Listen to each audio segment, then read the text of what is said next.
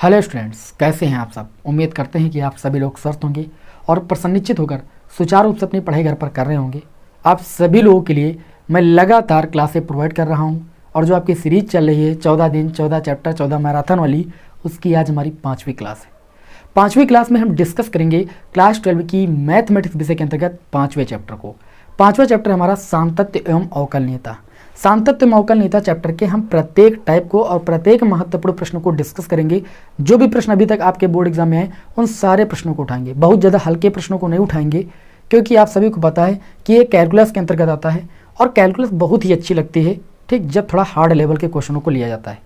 तो आपके एग्जाम में जो भी क्वेश्चन आएगा इस क्लास से बाहर नहीं आएगा, मैं आपको विश्वास दिलाता हूँ। तो सभी विद्यार्थियों के लिए जब मैं इतनी मेहनत करता हूँ तो सभी विद्यार्थियों से मेरा रिक्वेस्ट है कि क्लास को भैया अंत तक करा करें। जब अंत तक करोगे तो इस क्वेश्चन से, जो इस चैप्टर से जो भी क्वेश्चन आपके एग्जाम में आएगा वो इससे बाहर नहीं आएगा, क्योंकि मैंने बहुत ही सिलेक्टेड प्रश्नों को लिया है, ठीक है ना। ये आखिरी बार है, ये समझ लीजिए। तो चलिए सबसे पहले हम इस चैप्टर के पाठ्यक्रम को डिस्कस कर देते हैं, है ना। आप सभी से रिक्वेस्ट कि वीडियो को लाइक जरूर कर दें, आपके एक लाइक से हमें मोटिवेशन मिलता है। तो पाठ्यक्रम को हम डिस्कस कर देते हैं। सबसे पहले हमें यहाँ पर सातत्य एवं अवकलनीयता चैप्टर के अंतर्गत सबसे पहले सीखना है सततता एवं अवकलनीयता। किसी दी गई लिमिट पर किसी फलन की कंटिन्यूटी हम कैसे चेक करते हैं और उसकी अवकलनीयता कैसे चेक करते हैं, ये दोनों चीज़ें आपको बताने वाले हैं। बहुत ही सरल लैंग्वेज में, कभी भी नहीं भूलोगे आप, ठीक है। और इस पर आधारित जो क्वेश्चन लिए ना वो बहुत ही गजब के क्वेश्चन लिए हैं। चलिए देखते हैं। उसके बाद जो दूसरा टाइप है वो है आपका संयुक्त फलनों का अवकलन। संयुक्त फलनों के अवकलन पर आधारित मैंने बहुत ही महत्वपूर्ण प्रश्नों को छांटा है। आप देखिएगा कितना मजा आने वाला है क्लास में। तो सभी लोग भाई वीडियो को शेयर कर दिया करें, ठीक। ज़्यादा से ज़्यादा बच्चे जुड़ेंगे तो हमको बहुत ही अच्छा लगेगा और आप लोगों को हम लगातार ज़्यादा से ज़्यादा समय तक क्लास देंगे। फिर बात करेंगे तीसरे टाइप को, श्रृंखला नियम पर आधारित क्वेश्चनों को सॉल्व करेंगे। फिर चौथे में प्रतिलोम त्रिकोणमितीय फलनों का अवकलन हम सीखेंगे और इसमें जितने भी टाइप महत्वपूर्ण अभी तक बोर्ड एग्जाम में आए हैं वो सबको डिस्कस करेंगे। यहाँ पर अस्पष्ट फलनों का अवकलन सीखना है हमें, चरघातांकी एवं लघुगणकीय फलनों का अवकलन सीखना है, लघुगणकीय अवकलन सीखना है, प्राचल रूप में व्यक्त फलनों का अवकलन सीखना है, द्वितीय कोटि के अवकलन को हमें सीखना है कि दो बार कोई फलन दिया जाता है उसका द्वितीय कोटि का अवकलन कैसे ज्ञात करते हैं, दो बार अवकलन करके हम उसका जो है अवकलन कैसे ज्ञात करते हैं। इतने टॉपिकों पर हमें जो है सारे क्वेश्चनों को डिस्कस करना है, यानी 9 टाइप के प्रश्नों को इस चैप्टर में पढ़ना है। इस चैप्टर को अच्छे तरीके से कवर कीजिएगा। ये कलन इकाई के अंतर्गत आता है और कलन इकाई आपके एग्जाम में 44 अंक की आती है। मतलब देखा जाए तो पूरे पूर्णांक में आधा जो है पूर्णांक इसी कैलकुलस के अंतर्गत आता है। तो कैलकुलस को स्ट्रांग कीजिए। आज से कैलकुलस की क्लासेस शुरू हो रही हैं और मैं उम्मीद करता हूं कि आप सभी को बहुत ज़्यादा पसंद आएंगी। तो चलिए समय को लॉस नहीं करते हैं और हम अपनी क्लास को भैया शुरू करते हैं, है ना। और स्क्रीनशॉट लेना है तो आप ले सकते हो। ये आपका पाठ्यक्रम मैंने नोट कर दिया है और इस चैप्टर को हम शुरू करने जा रहे हैं। सबसे पहले जो हम क्वेश्चन लेंगे वो आपका कंटिन्यूटी पर आधारित होगा। किसी दिए गए फलन को हम कंटिन्यूअस कैसे चेक करते हैं कि वो फलन सतत है या असतत है। हम ये कैसे चेक करते हैं कि कोई फलन दी गई लिमिट पर सतत होता है या असतत होता है।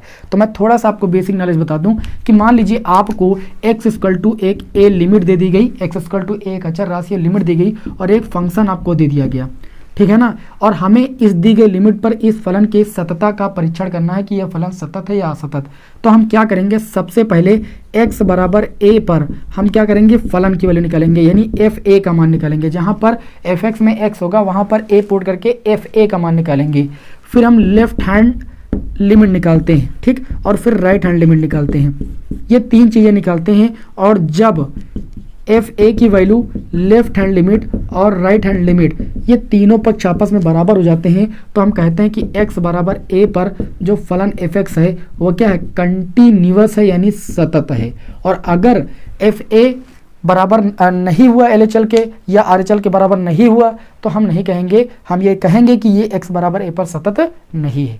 समझ गए कि नहीं समझ गए। अर्थात हमें किसी दी गई लिमिट पर अगर फलन की कंटिन्यूटी चेक करना है तो हमें लेफ्ट हैंड लिमिट निकालनी पड़ेगी, राइट हैंड लिमिट निकालनी पड़ेगी और उस दी गई लिमिट पर फलन की वैल्यू ज्ञात करनी पड़ेगी।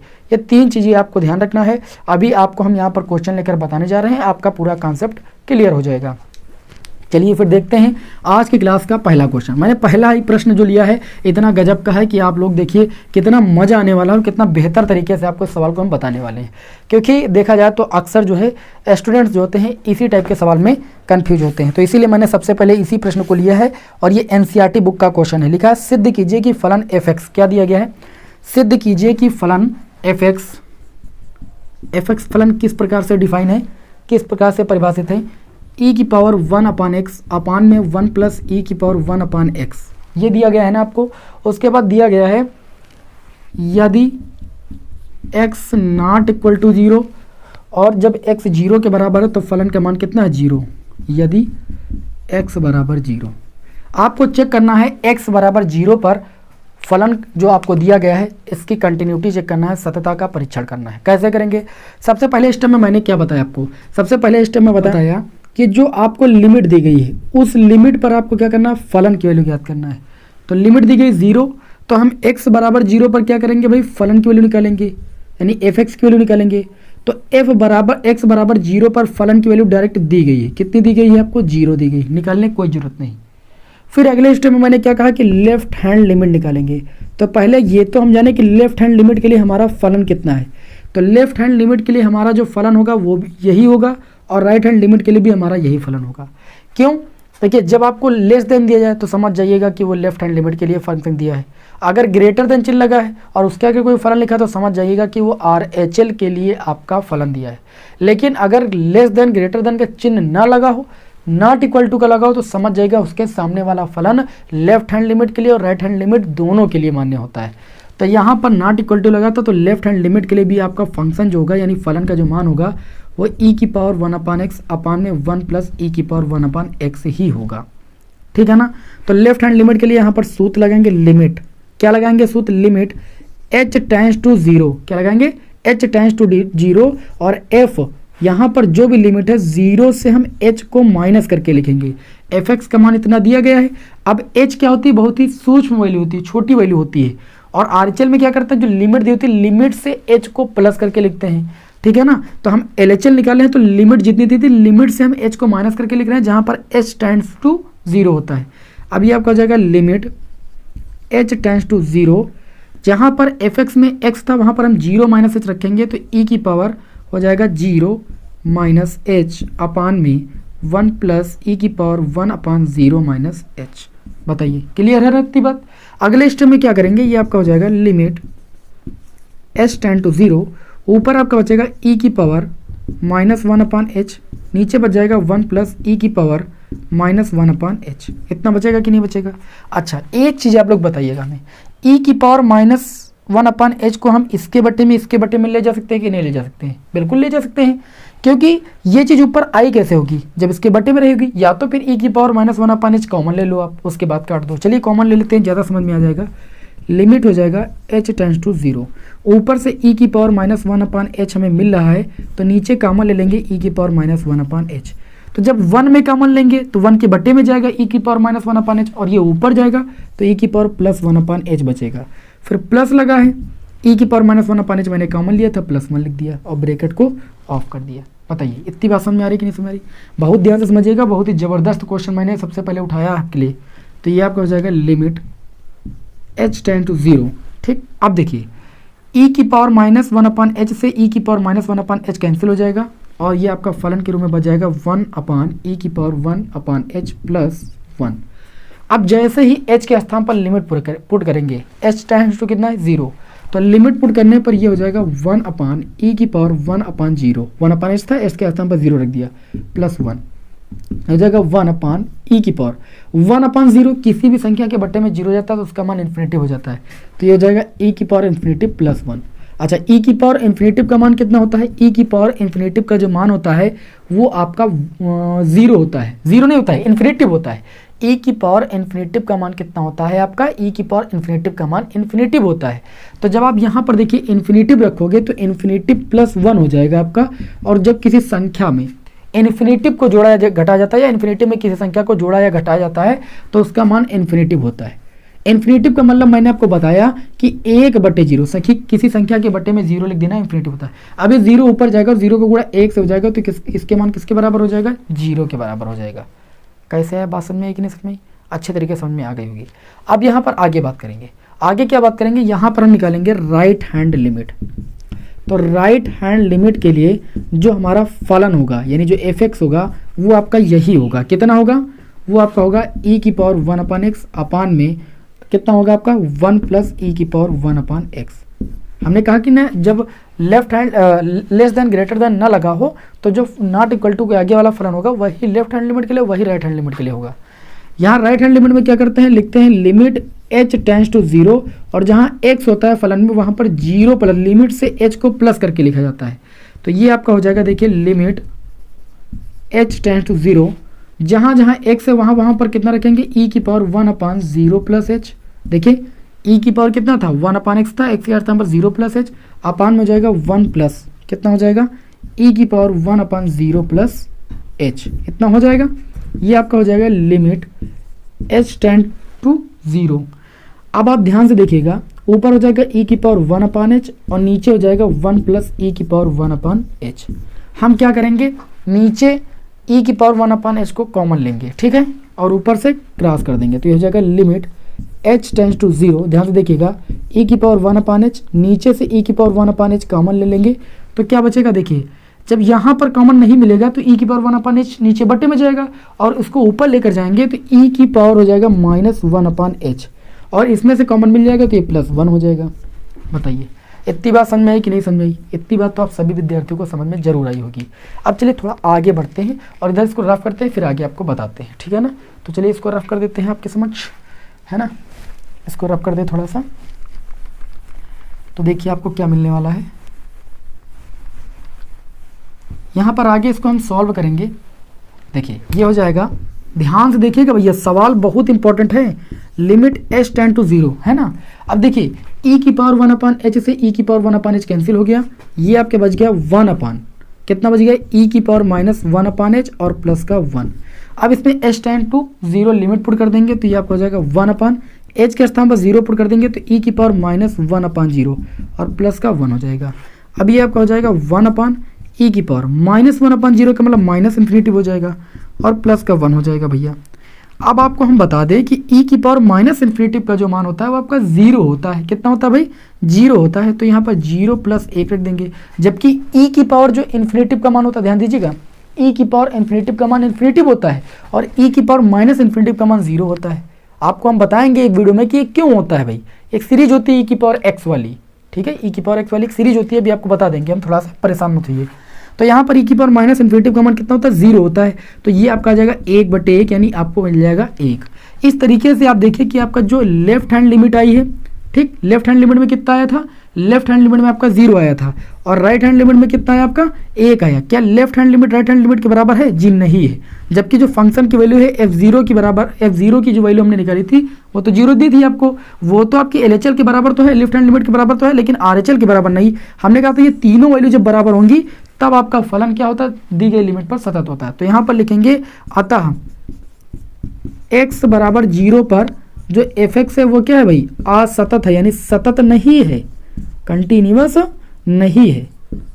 बताइए, ठीक हो गया आपका परीक्षण। इसमें यही बोला गया था कि सिद्ध कीजिए कि फलन x बराबर 0 पर असतत है। तो ये आपका सवाल हो गया सिद्ध, और ये आपका परीक्षण भी हो गया कि ये जो है असतत है दी गई लिमिट पर। स्क्रीनशॉट लेना जल्दी से लीजिए, फिर आपको हम बताते हैं कि जो e की पावर इन्फिनिटिव का मान होता है वो 0 क्यों होता है, और e की पावर माइनस इन्फिनिटिव का मान 0, नहीं सॉरी गलती होगी, क्या e की पावर इन्फिनिटिव का मान इन्फिनिटिव क्यों होता है और e की पावर माइनस इन्फिनिटिव का मान 0 क्यों होता है, आपको भी तुरंत बता रहे हैं। स्क्रीनशॉट जल्दी से लीजिए। तो उम्मीद करता हूँ स्क्रीनशॉट ले लिया होगा। अब सारे विद्यार्थियों के मन में एक ही कन्फ्यूजन चल रही है कि सर ने e की पावर इन्फिनिटिव का मान इन्फिनिटिव क्यों रखा। चलिए आपको बता देते हैं यहाँ पर, ठीक, आपको नॉलेज हो जाए अच्छे तरीके से। देखिए e की पावर x की एक सीरीज होती है, ठीक है, जो आपने कक्षा 11 में पढ़ी है, द्विपद प्रमेय यानी बाइनोमियल थ्योरम चैप्टर में पढ़ी है। e की पावर x की जो आपकी सीरीज होती है वो आपकी होती है 1 + x + x² प्लस x³ 3 डट इस तरीके से होती है। तो यहाँ पर e की पावर कितना था, इन्फिनिटिव। तो जैसे आप इन्फिनिटिव रखोगे तो 1 + इन्फिनिटिव प्लस इन्फिनिटिव (2 तो इस तरीके से इन्फिनिटिव इन्फिनिटिव इन्फिनिटिव मिलेगा। और जब इन्फिनिटिव में कोई संख्या जुड़ती है तो उसका मान कितना होता है, इन्फिनिटिव होता है। इन्फिनिटिव में चाहे कोई संख्या जोड़े चाहे घटाए उसका मान इन्फिनिटिव के बराबर होता है। इसलिए e की पावर इन्फिनिटिव का मान यहाँ पर कितना मैंने लिखा, इन्फिनिटिव रखा। अब देखिए e की पावर माइनस इन्फिनिटिव की अगर बात करें तो ये आपका देखिए कितना हो जाएगा, ये आपका हो जाएगा 1/e की पावर इन्फिनिटिव हो जाएगा कि नहीं। देखिए e की पावर माइनस इन्फिनिटिव को ले सकते हैं 1/e की पावर इन्फिनिटिव। और देखिए इसको कितना ले सकते हैं, ई की पावर इन्फिनेटिव का मान अभी मैंने आपको बताया कितना होता है भाई, इन्फिनेटिव होता है।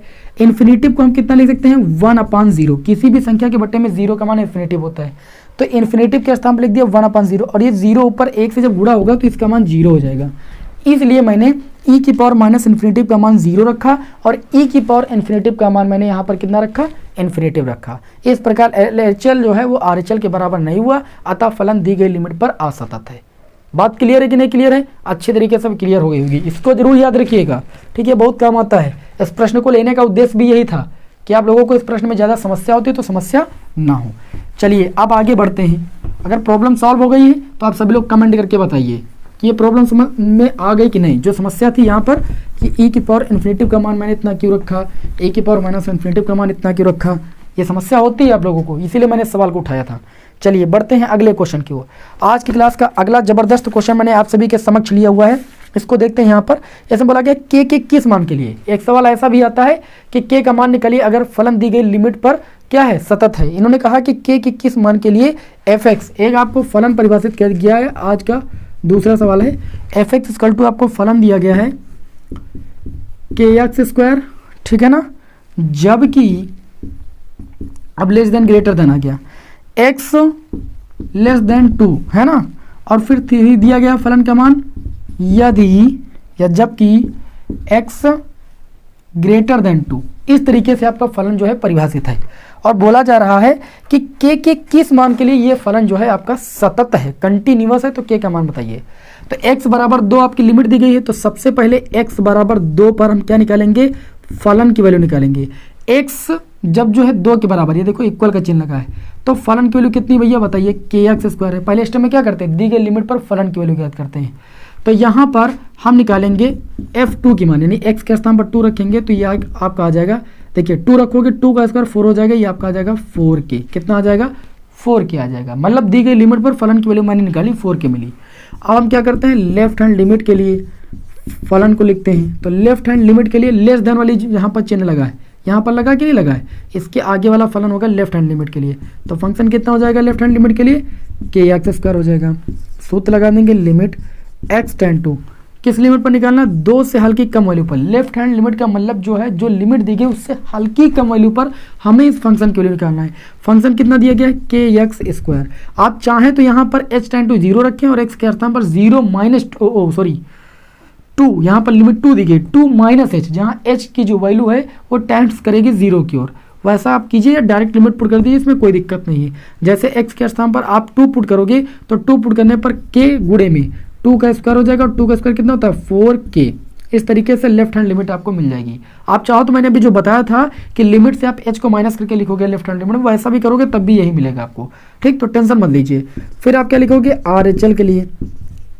तो RHL के लिए आप क्या करते हो, RHL के लिए मैंने कहा कि पहले फंक्शन ढूंढिए, जो ग्रेटर देन वाला होगा उसके आगे वाला फलन का मान होता है। RHL के लिए जो f(x) का मान दिया गया है वो कितना दिया गया बताइए। देखिए यहाँ पर ग्रेटर देन का चिन्ह लगा है, x ग्रेटर देन 2। तो ग्रेटर देन के लिए आप देख सकते हो कि आपका जो फलन की वैल्यू है RHL के लिए वो कितनी दी गई, 3। मतलब हल करने की कोई जरूरत नहीं है, ग्रेटर देन चिन्ह लगा इसका मतलब ये RHL की वैल्यू हो गई।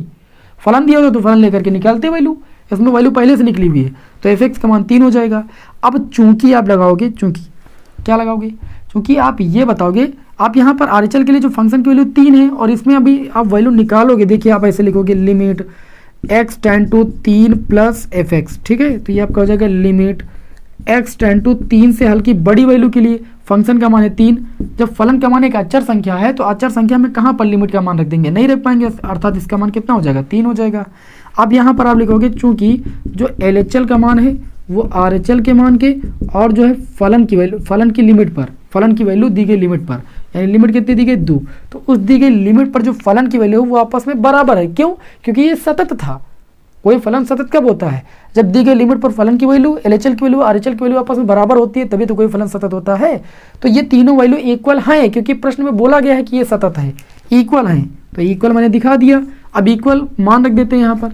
LHL की वैल्यू कितनी है आप बताइए, LHL की वैल्यू आई आपकी 4k, रख दिया 4k। RHL की वैल्यू कितनी है, 3 आई, 3 रख दिया। अच्छा, दी गई लिमिट पर फलन की वैल्यू कितनी आई, दी गई लिमिट पर फलन की वैल्यू भी 4k आई।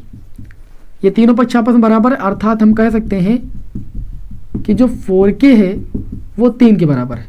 तो k बराबर कितना हो जाएगा, 3/4। आपको बस केवल और केवल क्या निकालना था, के का मान निकालना था। ऐसे ही कहीं पर लैम्डा दे दिया जाएगा, लैम्डा का मान निकालो, पी दे दिया गया, पी का मान निकालो।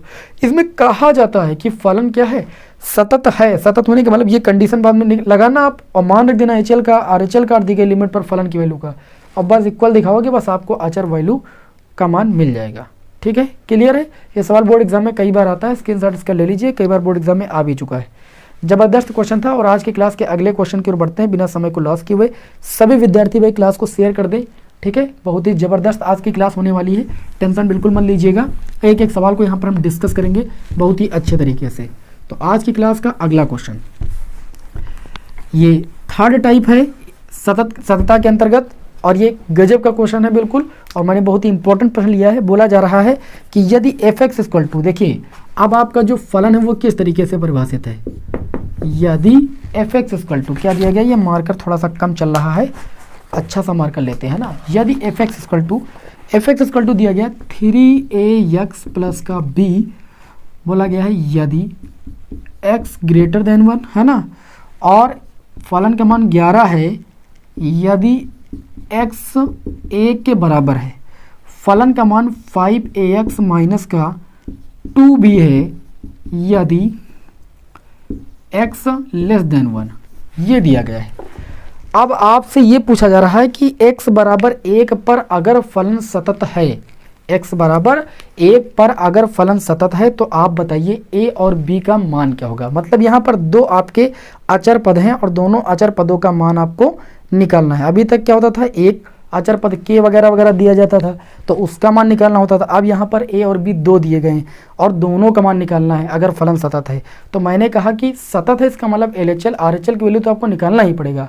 फिर आप वही लिमिट पर फलन की वैल्यू, LHL की वैल्यू, RHL की वैल्यू को इक्वल दिखाओगे, आपका मान आ जाएगा भाई। दो यहाँ पर समीकरण बनेंगी, जब दो का मान निकाला होगा तो दो समीकरण बनेंगी। तो सबसे पहले क्या करेंगे, लिखेंगे x बराबर 1 पर, किस पर, x बराबर 1 पर क्या करेंगे, फलन की वैल्यू निकालेंगे। तो x बराबर 1 पर जो फलन की वैल्यू है वो कितनी दी गई बताइए, 11 दी गई कि नहीं दी गई। अर्थात हम ये कह सकते हैं कि f1 की वैल्यू आपको 11 दी गई है। फिर हम क्या करते हैं, अगले स्टेप में LHL निकाल लेते हैं। तो LHL के लिए, LHL की अगर बात करें तो LHL के लिए जो आपका फंक्शन दिया गया, LHL वाला कौन सा फंक्शन होता है, जहाँ पर लेफ्ट हैंड लिमिट लगी होती है। तो यहाँ पर देख सकते हो लेफ्ट हैंड लिमिट यहाँ पर लगी हुई है, ठीक है। लेस देन वाली के लिए, लेफ्ट हैंड लिमिट के लिए हम लेस देन वाला जो आपका फलन होता है वो लेते हैं। यहाँ पर देखिए लेस देन की लिमिट लगी, इसका मतलब इसके आगे वाला फलन जो हो जाएगा वो लेफ्ट हैंड लिमिट के लिए हो जाएगा। तो यहाँ पर देखिए आपका fx कितना हो जाएगा, 5ax माइनस का 2b हो जाएगा, ठीक है ना। तो यहाँ पर सूत्र लगाएंगे limit x tend to, limit कितनी है आपकी 1 है, तो 1 से हल्की कम वैल्यू पर हम क्या कर रहे हैं, फलन की वैल्यू ज्ञात कर रहे हैं। तो लिखेंगे limit x tend to 1 minus fx की वैल्यू कितनी है आप बताइए, fx की वैल्यू है 5ax माइनस का 2b। मैंने कहा कि लिमिट से आप h घटाकर लिखोगे तब भी कोई दिक्कत नहीं, मान उतना ही आएगा। आप डायरेक्ट रख दीजिए यहाँ पर बस, ठीक। तो डायरेक्ट रखोगे 5ax के मान 1 माइनस 2b, तो आपको समीकरण मिल जाएगी 5a माइनस का 2b। क्लियर हुई इतनी बात। अब आप किसका मान निकालोगे, RHL का मान। तो RHL के लिए आप सबसे पहले फलन को तो देखिए, RHL के लिए कौन सा फलन लेते हैं, जहां पर ग्रेटर देन वाली लिमिट लगी, ग्रेटर देन चिन्ह लगाओ। तो x ग्रेटर देन है दी गई लिमिट से, तब फलन की वैल्यू कितनी है आप बताइए, फलन की वैल्यू है आपकी 3ax प्लस का b। तो यही RHL के लिए आपका फलन हो जाएगा। यहाँ पर लिखेंगे लिमिट x टेंड टू, जो लिमिट दी गई, लिमिट कितनी दी गई 1, उस लिमिट से हल्की बड़ी वैल्यू पर हमें क्या करना है, इस फलन के लिए निकालना है। फलन कितना आपको दिया गया है, 3ax प्लस का b। मैंने कहा कि आप डायरेक्ट लिमिट पुट कीजिए, यानी x का मान 1 डायरेक्ट पुट कीजिए, और चाहे तो लिमिट प्लस h करके पुट कीजिए, h का मान 0 रख दोगे। तो 1 में 0 जोड़ोगे तब भी कोई दिक्कत वाली बात नहीं है, घटाओगे तब भी कोई दिक्कत वाली बात नहीं, इसलिए डायरेक्ट लिमिट यहाँ पर रख देते हैं 3a, x के स्थान पर 1 और प्लस का b। इस तरीके से समीकरण मिल जाएगी आपको 3a प्लस का b। चूंकि अब इन्होंने ये कहा कि ये फलन आपका कंटिन्यूअस यानी सतत है, चूंकि यह फलन क्या है, सतत है, क्या है, सतत है। इन्होंने कहा है कि ये कंटिन्यूअस है, और कंटिन्यूअस की कंडीशन क्या होती है, कंटिन्यूअस की कंडीशन होती है कि दी गई लिमिट पर फलन की वैल्यू, LHL की वैल्यू और RHL की वैल्यू जो होती है वो आपस में भैया बराबर होती है, होती कि नहीं होती है। तो LHL की अगर हम बात करें, LHL की बात करें तो LHL का मान यहाँ पर मैंने निकाला, RHL का मान यहाँ पर निकाला और फलन की वैल्यू यहाँ पर निकाली। तो फलन की वैल्यू आई 11, LHL की वैल्यू में समीकरण निकल के आई 5a माइनस का 2b और RHL में आपका मान निकल के आया है 3a प्लस का b। अगर ये तीन समीकरणें आपस में बराबर हैं, इसका मतलब ये है कि जो 5a माइनस का 2b है वो आपका 11 के बराबर है और जो आपका 3a प्लस का b है वो भी आपका 11 के बराबर है, तभी ये तीनों चीज़ें बराबर हैं। अब इन दोनों समीकरणों को हल करना है। क्लास 10th में आप सभी लोगों ने पढ़ा है दो चरराशि वाले रैखिक समीकरणों को हल करना। पहले क्या करते हैं, किसी एक वेरिएबल के गुणांक बराबर कर लेते हैं, फिर घटा या जोड़ देते हैं, ठीक है ना। तो यहाँ पर देखिए, यहाँ पर a का गुणांक 5, यहाँ पर a का गुणांक 3 है। चाहे a के गुणांक बराबर कर लीजिए चाहे b के गुणांक। तो अगर समीकरण 2 को हम 2 से गुणा कर दें तो यहाँ पर b का गुणांक 2 हो जाएगा, यहाँ पर b का गुणांक 2 हो जाएगा और जोड़ देंगे b का काम खत्म हो जाएगा, a का मान आ जाएगा।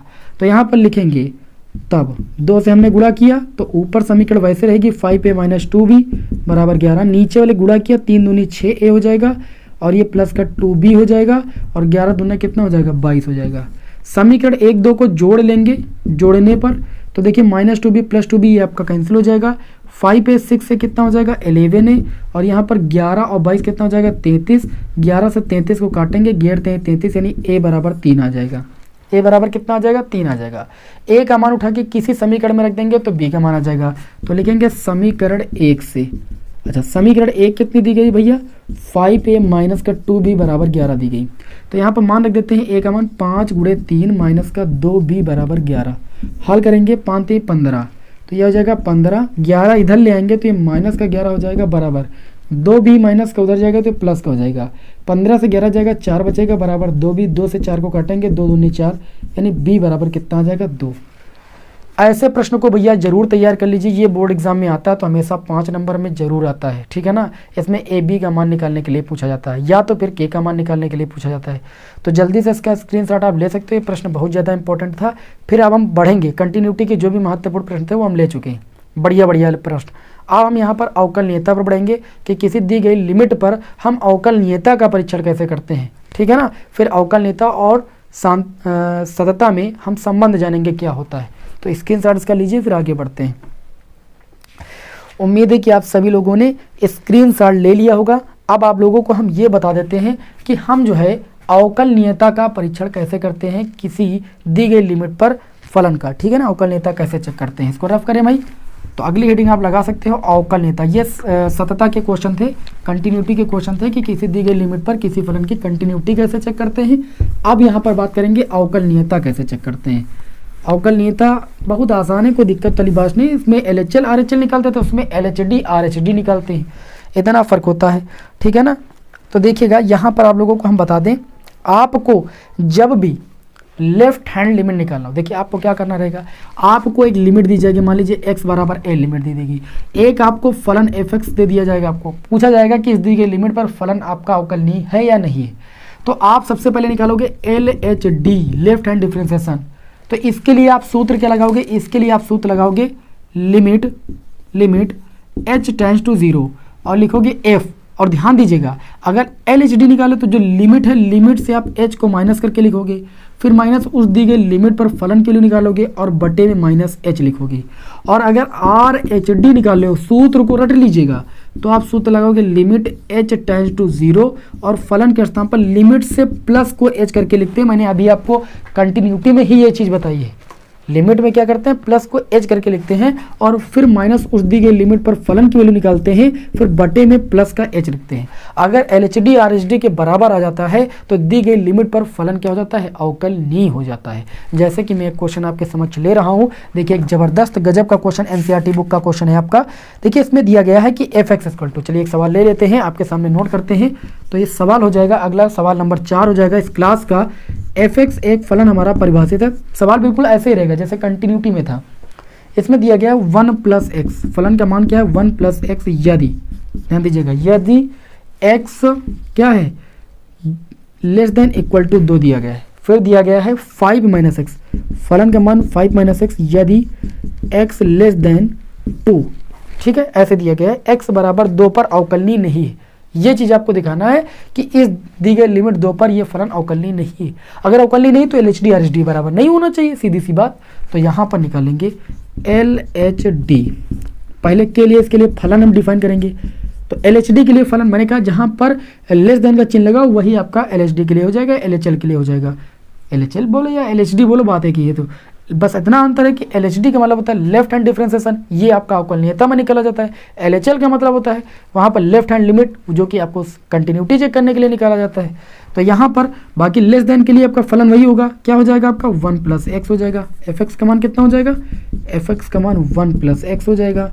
अब चलिए यहाँ पर लगाएंगे सूत्र हम, लिमिट h टेंड टू 0। सूत्र क्या होता है, f a + a - h, left hand limit के लिए a - h। लिमिट कितनी है आपकी 2, तो 2 - h और माइनस f2 और बटे में भैया माइनस का h।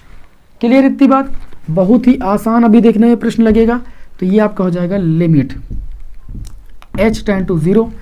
जहाँ पर फलन में x है वहाँ पर आप 2 - h रखोगे, तो ये आपका हो जाएगा 1 + 2 - h।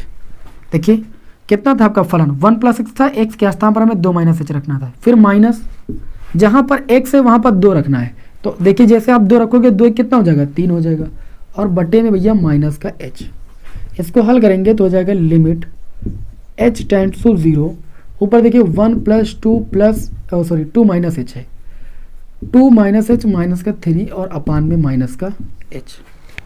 समझ में आ ही रहा होगा आप सभी को, मैं उम्मीद करता हूँ। चैटिंग में कम व्यस्त रहिए, सवाल पर ज़्यादा ध्यान दीजिए, ठीक है ना। ये आपका कितना हो जाएगा, देखिए 2 1 3 और 3 से 3 जाएगा 0, तो ये आपका बच जाएगा भैया लिमिट h टेंड्स टू 0। ऊपर बचा भैया माइनस का h, नीचे भी बचा माइनस का h।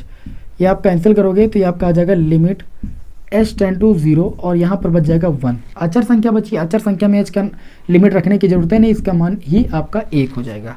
इस तरीके से LHL आपका आ गया। अब आप निकालोगे RHL के लिए। RHL के लिए तो RHL के लिए आप फलन कौन सा लोगे, ग्रेटर देन वाला।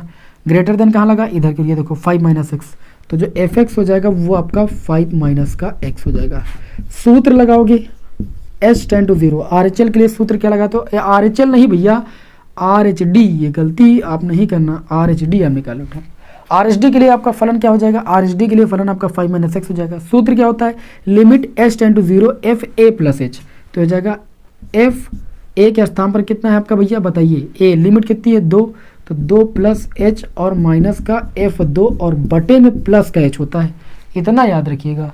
तो ये आपका हो जाएगा limit h tend to 0 f2 + h, मतलब जो फलन दिया गया है इसमें x के स्थान पर 2 + h रखना है। तो ये आपका हो जाएगा 5 - x दिया गया ना, x के स्थान पर लिखेंगे 2 + का h माइनस का f2, मतलब जहां पर x वहां पर 2 रखेंगे, तो 5 - 2 कितना होगा 3, तो आपका हो जाएगा 3 अपान में कितना हो जाएगा h। ये आपका हो जाएगा लिमिट h टेंड टू 0। यहाँ पर देखिएगा 5 - 2 - h - 3 अपान में h। देखिए माइनस अंदर जाएगा ब्रैकेट के तो चिन्ह बदल जाएंगे, तो माइनस अंदर जाएगा माइनस का 2 माइनस का h हो जाएगा। अब आप देखिए 5 से 2 गया, कितना बचा 3, और 3 से ये 3 आपका घट गया, कितना बचा आपका 0, तो ऊपर बचा माइनस का h, नीचे बचा प्लस का h। h से h को कैंसिल करेंगे तो माइनस का 1 आएगा, और -1 में लिमिट कहीं पर हम पुट नहीं कर पाएंगे, इसका मतलब इसकी वैल्यू किसके बराबर हो जाएगी -1।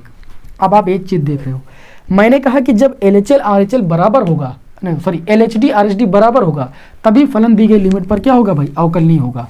तो यहाँ पर आप लिखोगे कि चूंकि LHD not equal to RHD, LHD की वैल्यू RHD के बराबर नहीं है, अतः हम कह सकते हैं कि x बराबर 2 पर जो हमारा fx है वो अवकलनीय नहीं है। क्या नहीं भाई, अवकलनीय नहीं है। ऐसे आपको अवकलनीयता चेक करनी है।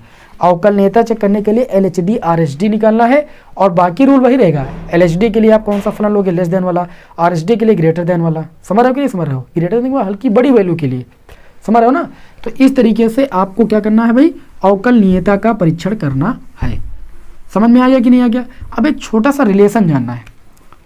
रिलेशन ये याद होना चाहिए आपको कि प्रत्येक, ध्यान दीजिएगा, प्रत्येक अवकलनीय फलन जो होगा, अवकलनीय फलन क्या होता है भाई, सतत होता है।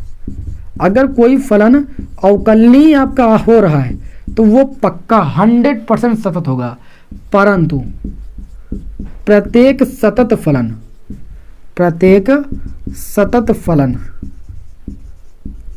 अवकलनीय नहीं होता। कहने का मतलब वो अवकलनीय हो भी सकता है और नहीं भी हो सकता, अवकलनीय नहीं होता।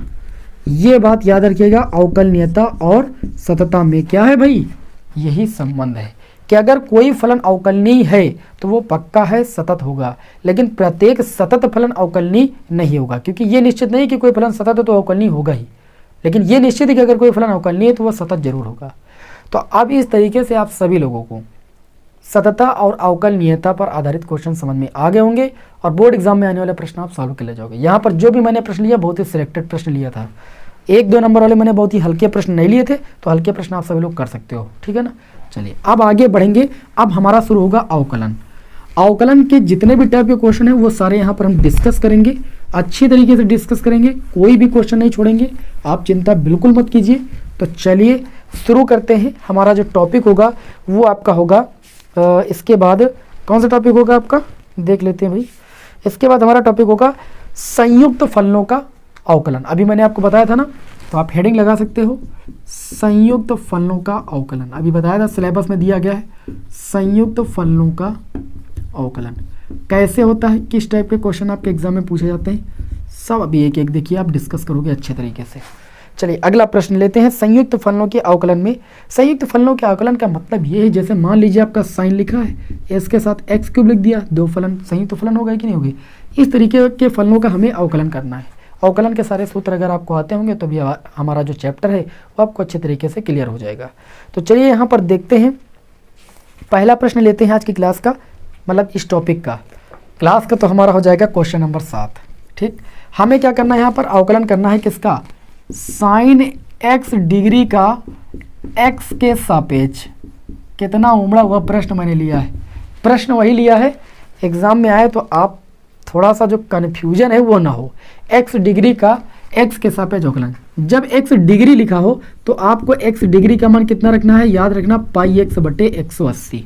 कितना रखोगे, पाई x बटे 180। अब ये आपका हो जाएगा, इसको मान लेना, माना किसी भी फलन का अवकलन करने के लिए सबसे पहले उसको y बराबर मानना, y बराबर साइन, हमने कहा x डिग्री का मान रखना है आपको पाई x बटे में 180। याद रखना कभी भी अगर x डिग्री में दिया है तो उस x डिग्री को आप लिखोगे पाई x बटे 180। ठीक है, रेडियन में पहले बदलोगे y इक्वल टू, अब इसका अवकलन कर दोगे x के सापेक्ष अवकलन करने पर, x के सापेक्ष अवकलन करने पर। तो अवकलन करेंगे हम, देखिए y का अवकलन करेंगे डी बाई डी एक्स, किसका हो जाएगा y का, और अवकलन किसका करेंगे d by d x sine जो आपका फलन है पाई x बटे में 180। तो देखिए y का अवकलन x के सापेक्ष कितना हो जाएगा भैया, d y by d x हो जाएगा। ठीक, अब यहाँ पर इसका अवकलन करेंगे, देखिए साइन x के रूप में लिखा है और साइन x का अवकलन कितना होता है भैया, कॉस x होता है। तो x के स्थान पर है, आंखें मूंद कर पहले एक बार लिख लो। ठीक, अब जो x के स्थान पर उसका अगेन अवकलन करो। समझ पा रहे हो मेरी बात को, x के स्थान पर पाई x बटे में 180 का अगेन करेंगे। अगर x ही होता तो x के सापेक्ष अगेन करते तो x का x के सापेक्ष 1 होता है, तो 1 लिखने की कोई जरूरत नहीं पड़ती। लेकिन यहाँ पर x के स्थान पर पाई x बटे 180 है, तो पाई x बटे 180 का अगेन करेंगे, या t मान के आप लगाओगे, बात तो वही है।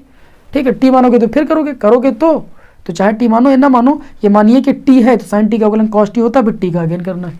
समझ पा रहे हो ना मेरी बात को। तो ये आपका हो जाएगा d y by d x equal to cos pi x बटे में 180, और जब पाई x बटे 180 का अगेन करोगे तो पाई बाई 180 बाहर हो जाएगा और अवकलन हो जाएगा x के रिस्पेक्ट में x का, क्योंकि अगर x के सापेक्ष अवकलन कर रहे हैं तो x वाले फलनों का ही तो अवकलन होगा, अचर पद बाहर हो जाता है हमेशा। तो ये आपका हो जाएगा d y by d x equal to कितना हो जाएगा भैया, कॉस पाई x बटे में 180 इंटू में आपका पाई बाई 180 हो जाएगा, क्योंकि x का x के सापेक्ष अवकलन 1 होता है। इस तरीके से ये इसका आंसर हो जाएगा। तो संयुक्त फलनों का ये पहला क्वेश्चन था, जो कि बहुत ही गजब का क्वेश्चन था, और याद रखना है ऐसे क्वेश्चन एग्जाम में आते हैं, तो शायद आप लोगों ने ना पढ़ा हो तो इसको जरूर पढ़ लीजिए अच्छे तरीके से। अगला क्वेश्चन लेते हैं आपका आज की इस क्लास का क्वेश्चन नंबर 8। हमें क्या करना है, दिया गया है कि यदि y इक्वल टू कितना दिया गया है, कॉस स्क्वायर एक्स स्क्वायर, तो आपको वैल्यू निकालना है d y by d x की। किसकी वैल्यू निकालना है? D y by d x की, मतलब जो वाई फलन दिया गया है इस वाई का एक्स के रिस्पेक्ट में आपको अवकलन ज्ञात करना है। तो आप बढ़िया आराम से, कोई दिक्कत वाली बात नहीं है, आंखें मूंद कर लिखिए एक्स के सापेक्ष अवकलन करने पर। क्या करने पर? एक्स के सापेक्ष अवकलन करने पर। और जैसा मैं बताता हूँ वैसा आप करिए, करने पर। देखिए एक्स के सापेक्ष अवकलन करोगे तो d by d x y के आगे भी लग जाएगा और डी बाई डी एक्स, ये कॉस स्क्वायर एक्स स्क्वायर, इसको लिख सकते हैं कॉस एक्स स्क्वायर का होल स्क्वायर। अगर घात जो है किस पर लगा है? फलन के ऊपर लगा है, थीटा के ऊपर नहीं, त्रिकोणमितीय फलन पर लगा, तो उस पावर को हम होल पावर बना सकते हैं। थीटा पर अगर स्क्वायर लगा तो उसको होल पावर नहीं बनाया जा सकता है, ये चीज़ याद रखिएगा। तो यहाँ पर देखिए तो ये आपका हो जाएगा d y by d x, और आपने सूत्र एक पढ़ा है। क्या सूत्र पढ़ा है? एक्स की पावर एन का अवकलन एन एक्स की पावर एन माइनस वन होता है। तो मानो कि कॉस एक्स स्क्वायर आपका एक्स है और ये एक्स की पावर एन के रूप का लिखा हुआ है, तो पहले पावर क्या होती है अवकलन करने पर? आगे आती है। फिर क्या होता है? पावर से एक कम हो जाता है, तो कॉस एक्स स्क्वायर की पावर 2 से 1 पावर कम, फिर अगेन अवकलन होता है। किसका अवकलन होता है? जैसे x की पावर n का अवकलन करते हो तो n आगे आता है, तो ये हो जाता है n x की पावर n माइनस वन। फिर अगेन अवकलन होता है जो यहाँ पर x के स्थान पर होता है, तो यहाँ पर जो कि x का x के सापेक्ष 1 होता है इसलिए आगे नहीं लिखते हैं, केवल n x की पावर n माइनस वन लिखते हैं। लेकिन यहाँ पर x के स्थान पर cos x स्क्वायर, तो इसका अगेन करेंगे, तब तक करेंगे जब तक कि x का अवकलन 1 ना हो जाए। तो यहाँ पर अगेन अवकलन करेंगे किसका भाई? cos x स्क्वायर का। बात समझ में आ रही कि नहीं समझ में आ रही? अब ये आपका हो जाएगा भैया d y by d x equal to 2 into में कॉस एक्स स्क्वायर, क्योंकि 2 से 1 पावर जाएगी, 1 पावर बचेगी, 1 पावर लिखने की कोई जरूरत नहीं। यहाँ पर देखिए कॉस एक्स स्क्वायर है, तो इसका अवकलन कैसे करेंगे? यहाँ पर एक्स स्क्वायर को मन में टी मानेंगे। हम जानते हैं कि कॉस टी का जो अवकलन होता है वो माइनस का साइन टी होता है। मैंने कहा था सी वाले जितने होते हैं त्रिकोणमितीय फलन उनका अवकलन माइनस का होता है। तो यहाँ पर एक्स स्क्वायर को थोड़ी देर के लिए मन में ये मानते हैं कि ये कॉस एक्स के रूप का लिखा हुआ है, एक्स स्क्वायर नहीं बल्कि कॉस एक्स लिखा है। तो कॉस एक्स का अवकलन कितना लिखते हैं आप? माइनस का साइन एक्स लिखते। एक्स के स्थान पर एक्स स्क्वायर है तो एक्स स्क्वायर का आप अगेन करोगे अवकलन, ठीक, क्योंकि एक्स के स्थान पर एक्स स्क्वायर है, एक्स नहीं है तो आप 1 लिख दोगे, तो एक्स स्क्वायर का अगेन करोगे। चलिए अगेन अवकलन करेंगे तो आपको क्या मिल जाएगा? तब आपको ये मिल जाएगा d y by d x, है ना, equal to 2 cos x square और माइनस का sine x square. X square का अवकलन कितना हो जाएगा? 2x। तो मल्टीप्लाई करना तो जानते हो, इस तरीके से आपको डी बाई डी एक्स का मान मिल जाएगा। 2 कॉमन ले लेना, ये आपका हो जाएगा कॉस एक्स स्क्वायर माइनस का 2 साइन एक्स स्क्वायर। ये आपके इस क्वेश्चन नहीं, सॉरी 2 तो मैंने कॉमन ले लिया है, केवल कितना बचेगा? आपका बच जाएगा x और साइन एक्स स्क्वायर। यहाँ से 2 कॉमन लिया, कॉस एक्स स्क्वायर। तो ये आपके इस क्वेश्चन का आंसर हो जाएगा। उम्मीद करता हूँ कि क्वेश्चन समझ में आ रहे होंगे, ठीक है ना। बहुत ही मैंने सेलेक्टेड प्रश्न लिए, मैं बार बार बता रहा हूँ, क्लास को मिस करके मत जाइए, क्लास को अंत तक देखिए, बहुत मजा आने वाला है, ठीक है ना। चलिए, तो ये संयुक्त फलन के अंतर्गत मैंने बहुत ही महत्वपूर्ण प्रश्न उठाए थे और एक प्रश्न मैंने और उठाया है, इसको भी देख लेते हैं, ठीक। बोर्ड एग्जाम में रिपीटेड प्रश्न है, सिद्ध करने वाला प्रश्न है, बहुत ही गजब का क्वेश्चन है, इसको भी देख लेते हैं इसमें क्या बोला जा रहा है। चलिए बिना रुके हुए लगातार हम क्वेश्चन की ओर बढ़ते रहेंगे, क्योंकि हम लोगों के पास समय कम है और हम लोगों को बोर्ड एग्जाम की बेस्ट तैयारी करनी है। चलिए देखते हैं, अगला क्वेश्चन होगा आज की क्लास का क्वेश्चन नंबर 8। इसमें बोला जा रहा है कि यदि y equal to under root, क्या बोला जा रहा है? y equal to under root 1 minus sine 2x अपान में 1 प्लस साइन 2x, ठीक है ना। तो सिद्ध कीजिए, आपको सिद्ध क्या करना है? सिद्ध करना है d y by d x plus का sec square pi by 4 minus का x इक्वल टू शायद 0 प्रूव करना है, नहीं 4 प्रूव करना है। कितना प्रूव करना है? 4। ये चीज़ आपको सिद्ध करनी है। सिद्ध करने के बहुत सारे तरीके होते हैं, इसका अवकलन कीजिए डी बाई डी एक्स कमाने के लिए, यही चीज़ आ जाएगा। देखिए कैसे, इसको सबसे पहले आप थोड़ा सॉल्व कीजिए। y इक्वल टू 1 के स्थान पर आप लिख सकते हो साइन स्क्वायर एक्स, है ना, प्लस कॉस स्क्वायर एक्स। सब समीकरण का मान सभी लोग जानते हो, sine square x plus cos square x का मान 1 होता है।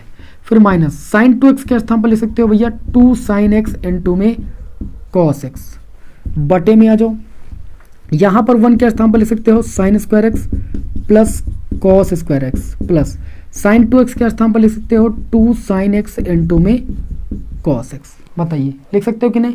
तो ये y इक्वल टू आपका बन जाएगा अंडर रूट, ये बन जाएगा आपका sine x minus cos x का होल स्क्वायर, क्योंकि b के स्थान पर cos x है, तो ये आपका हो जाएगा sine x minus cos x का होल स्क्वायर। या इसको आप ऐसे भी लिख सकते हो, cos x minus sine x का होल स्क्वायर लिख सकते हो, या sine x minus cos x का होल स्क्वायर लिख सकते हो। आप दोनों चीज लिख सकते हो, क्योंकि जब आप यहाँ पर देखिए, अभी जब आप cos x minus sine x का होल स्क्वायर ओपन करोगे तब भी यही चीज आपको मिलेगी। तो आपकी इच्छा चाहे जो लिखिए, चलो यही लिख देते हैं, यही लिखा है।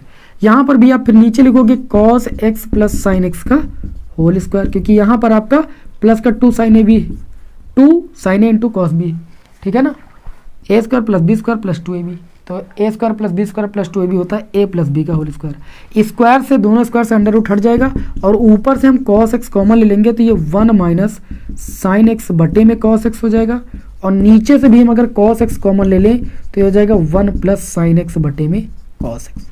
जिसमें कॉमन नहीं मिलता है उसको कहाँ ले जाते हैं? बटे में। तो साइन में कॉमन नहीं मिला था तो cos बटे में पहुंच गया। अब ये cos से cos कैंसिल हो गया, तो y इक्वल टू मिल गया 1 माइनस साइन एक्स बटे cos x हो जाएगा आपका tan x, और बटे में 1 प्लस कितना हो जाएगा आपका tan x। इस तरीके से हमारा ये फलन जो अभी सॉल्व हुआ है, अवकलन मैंने नहीं किया है। अब आप इसका अवकलन कीजिए, देखिए इसको क्या लिख सकते हो, अभी भी थोड़ा और हल लिख सकते हो। इस 1 के स्थान पर लिख सकते हो भैया tan π/4, फिर माइनस का tan x आपका ऑलरेडी है, फिर 1 लिखा, 1 रहने दीजिए। अगर इस tan x को 1 से गुणा करें तो इस 1 के स्थान पर हम लिख सकते हैं tan π/4, और इंटू में आपका tan x है, तो ये आपका हो जाएगा y इक्वल टू कितना हो जाएगा, y इक्वल टू, ये देखिए एक सूत्र बन गया tan a minus tan b अपान में 1 सॉरी गलती हुई, क्या नीचे प्लस है, 1 plus tan a into tan b, तो ये फार्मूला बन जाएगा tan a माइनस b का। अब हम क्या कर देंगे, x के सापेक्ष अवकलन कर देंगे, x के सापेक्ष अवकलन करने पर, तो चलिए x के सापेक्ष अवकलन करते हैं, ठीक है ना। तो x के सापेक्ष अवकलन करेंगे तो ये आपका हो जाएगा dy/dx।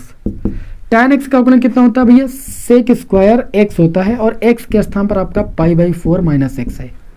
tan x का अवकलन sec स्क्वायर x होता है, लेकिन x के स्थान पर जो उसका अगेन फिर कर देंगे हम, तो अगेन अवकलन हो जाएगा dy/dx π/4 माइनस x का, क्योंकि यहाँ पर x नहीं था, x के स्थान पर जो था उसका अगेन करेंगे, तो ये आपका हो जाएगा dy/dx equal to sec square π/4 minus x। यहाँ पर जब π/4 माइनस एक्स का अगेन करोगे तो π/4 अचर पद का अवकलन शून्य, और माइनस एक्स का -1 हो जाएगा, माइनस से गुणा करोगे तो ये आपका हो जाएगा dy/dx इक्वल टू माइनस का सेक स्क्वायर π/4 माइनस का x। ये जो सिद्ध करना है ना, यहाँ पर आपका 0 होगा, ये गलत आपका है, क्वेश्चन में गलत छपा हुआ है, ठीक, क्योंकि यहाँ पर 4 आएगा ही नहीं। चलिए अब थोड़ा सा इसको इधर ले आएंगे, बस आपको जो प्रूव करना वो आपका आ जाएगा क्वेश्चन में, ठीक। चलिए देखते हैं, ये आपका हो जाएगा dy/dx, इस माइनस सेक स्क्वायर एक्स को इधर लाएंगे तो ये हो जाएगा प्लस का सेक स्क्वायर, एक्स के स्थान पर है π/4 माइनस का एक्स, और उधर क्या बचा 0। आपको इस प्रश्न में यही चीज़ प्रूफ करनी थी। प्रूफ करने वाला बहुत ही गजब का क्वेश्चन था, बोर्ड एग्जाम में कई बार आ चुका है। आपको भी लग रहा होगा कि कितने ज़्यादा जो है आपको इंपॉर्टेंट क्वेश्चन यहाँ पर कराए जा रहे हैं, ठीक है ना। इससे आपके बोर्ड एग्जाम की बेस्ट प्रिपरेशन हो रही है। अगर आप क्लास को कंटिन्यू देख रहे हो ना तो आपको बहुत ही ज़्यादा लाभ मिलने वाला है, ठीक है ना। अब चलिए इसे रफ करते हैं और बढ़ते हैं अपने नेक्स्ट टॉपिक पर। अब आगे हम सीखेंगे प्रतिलोम त्रिकोणमितीय फलनों का अवकलन, और उसके अंदर जितने भी आपके अवकलन के महत्वपूर्ण प्रश्न हैं उनको यहाँ पर डिस्कस करेंगे, और इस टॉपिक को भी यहाँ पर समाप्त करेंगे। तो अगली हेडिंग आप लगा सकते हो प्रतिलोम त्रिकोणमितीय फलनों का अवकलन।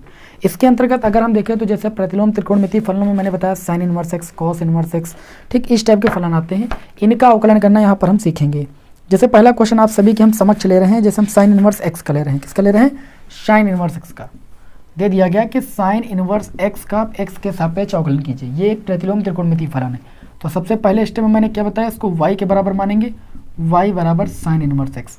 6 प्रतिलोम त्रिकोणमितीय फलनों का अवकलन करना आप सीख लीजिए। कोई भी प्रतिलोम त्रिकोणमितीय फलन आपके एग्जाम में पूछा जा सकता है। तो सबसे पहले y बराबर मानना है, फिर साइन इनवर्स को जब दूसरे पक्ष में लाओगे तो ये हो जाएगा साइन y, इनवर्स हट जाएगा और इक्वल टू एक्स हो जाएगा। अब आप इसका x के सापेक्ष अवकलन कर दीजिए, x के सापेक्ष क्या करने पर भाई, अवकलन करने पर, x के सापेक्ष अवकलन करने पर। तो जब आप x के सापेक्ष अवकलन करोगे तो ये आपका कितना हो जाएगा भैया, cos y हो जाएगा, और y का अगेन करोगे कितना हो जाएगा, dy बाई dx हो जाएगा, इक्वल टू x का x के सापेक्ष अवकलन कितना हो जाएगा, 1 हो जाएगा। इस प्रकार यहाँ से आपको dy बाई dx की वैल्यू कितनी मिल जाएगी, 1 अपान cos y। cos y इधर गुणे में था, इधर चला गया बटे में। तो यहाँ से आप देख सकते हो dy by dx equal to, देखिए y आपकी मानी हुई वैल्यू है, इसको आप लिख कितना सकते हो, इसको लिख सकते हो √1 माइनस साइन स्क्वायर वाई। ये कैसे लिख सकते हो, आपने पढ़ा है sine square y plus cos square y, इसका मान किसके बराबर होता है, 1 के बराबर। तो जब आप यहाँ से निकालोगे कॉस स्क्वायर वाई का मान तो ये जाएगा 1 माइनस साइन स्क्वायर वाई। अच्छा, कॉस वाई का मान निकालोगे, स्क्वायर उधर जाएगा तो अंडर रूट लग जाएगा 1 माइनस साइन स्क्वायर वाई। इस तरीके से मैंने कॉस वाई का मान √1 माइनस साइन स्क्वायर वाई रखा। अब आप देखिए यहाँ पर समीकरण इसको 1 मानोगे तो साइन वाई किसके बराबर था, x के बराबर था। तो लिखोगे समीकरण 1 से हम क्या करेंगे, साइन वाई का मान रखेंगे तो dy by dx equal to हो जाएगा 1 अपान √1 माइनस, हमने कहा साइन वाई x के बराबर हमने माना था, यहाँ पर रख देंगे x तो हो जाएगा x स्क्वायर। इस तरीके से दिए गए फलन का यहाँ पर क्या हो जाएगा, अवकलन हो जाएगा। ये प्रतिलोम त्रिकोणमितीय फलन था और इस तरीके से हम प्रतिलोम त्रिकोणमितीय फलनों का अवकलन करते हैं। उम्मीद है कि आप सभी को समझ में आया होगा। आज की क्लास का हमारा अगला क्वेश्चन होगा, ये हमारी क्लास का कौन सा क्वेश्चन था, क्वेश्चन नंबर भैया 9 था। ठीक, बढ़ेंगे आज के क्लास के क्वेश्चन नंबर 10 की ओर। क्वेश्चन नंबर जो 10 है बहुत ही गजब का क्वेश्चन है। चलिए देखते हैं क्वेश्चन नंबर 10 में क्या बोला जा रहा है। इसमें बोला जा रहा है कि अवकलन कीजिए, प्रतिलोम त्रिकोणमितीय फलन है, tan इनवर्स ब्रैकेट में दिया गया है sin x और फिर दिया गया है प्लस का cos x, अपान में दिया गया है cos x और माइनस का sin x। आपसे बोला जा रहा है कि का x के सापेक्ष अवकलन कीजिए। तो x के सापेक्ष इसका अवकलन आप कैसे करोगे, सबसे पहले जो आपको प्रतिलोम त्रिकोणमितीय फलन दिया जाए अगर वो सॉल्व हो पा रहा है तो उससे पहले सॉल्व कीजिए। ठीक है, इसको मान लेते हैं कि ये y बराबर आपको दिया है, y इक्वल टू इसको हम लिख सकते हैं tan इनवर्स, ऊपर से अगर हम cos x कॉमन ले लें तो देखिए cos x के स्थान पर 1 बचेगा, पहले 1 लिख लेते हैं, और sin x के बट्टे में cos x जाएगा तो ये आपका tan x बच जाएगा, क्योंकि sin x बट्टे cos x किसके बराबर होता है, tan x के बराबर होता है। अच्छा, नीचे से अगर हम cos x कॉमन लेंगे तो ये 1 माइनस tan x बच जाएगा कि नहीं बताइए, आराम से बच जाएगा भाई। क्यों, क्योंकि cos x कॉमन लिया तो 1 बचा, cos x sin x के बट्टे में गया तो sin x बट्टे cos x होता है tan x के बराबर। इस प्रकार यहाँ से cos x से cos x कैंसिल हो जाएगा, y इक्वल टू आपका हो जाएगा tan इनवर्स ब्रैकेट के अंदर इस 1 के स्थान पर आप भैया लिख सकते हो tan pi by 4, tan 45 degree का मान 1 होता है, प्लस ये आपका हो जाएगा tan x और अपान में हो जाएगा 1 माइनस, इस tan x को 1 से मल्टीप्लाई कीजिए और इसके स्थान पर लिख सकते हो tan पाई बाई 4 और इनटू में भैया tan x लिख सकते हो कि नहीं बताइए।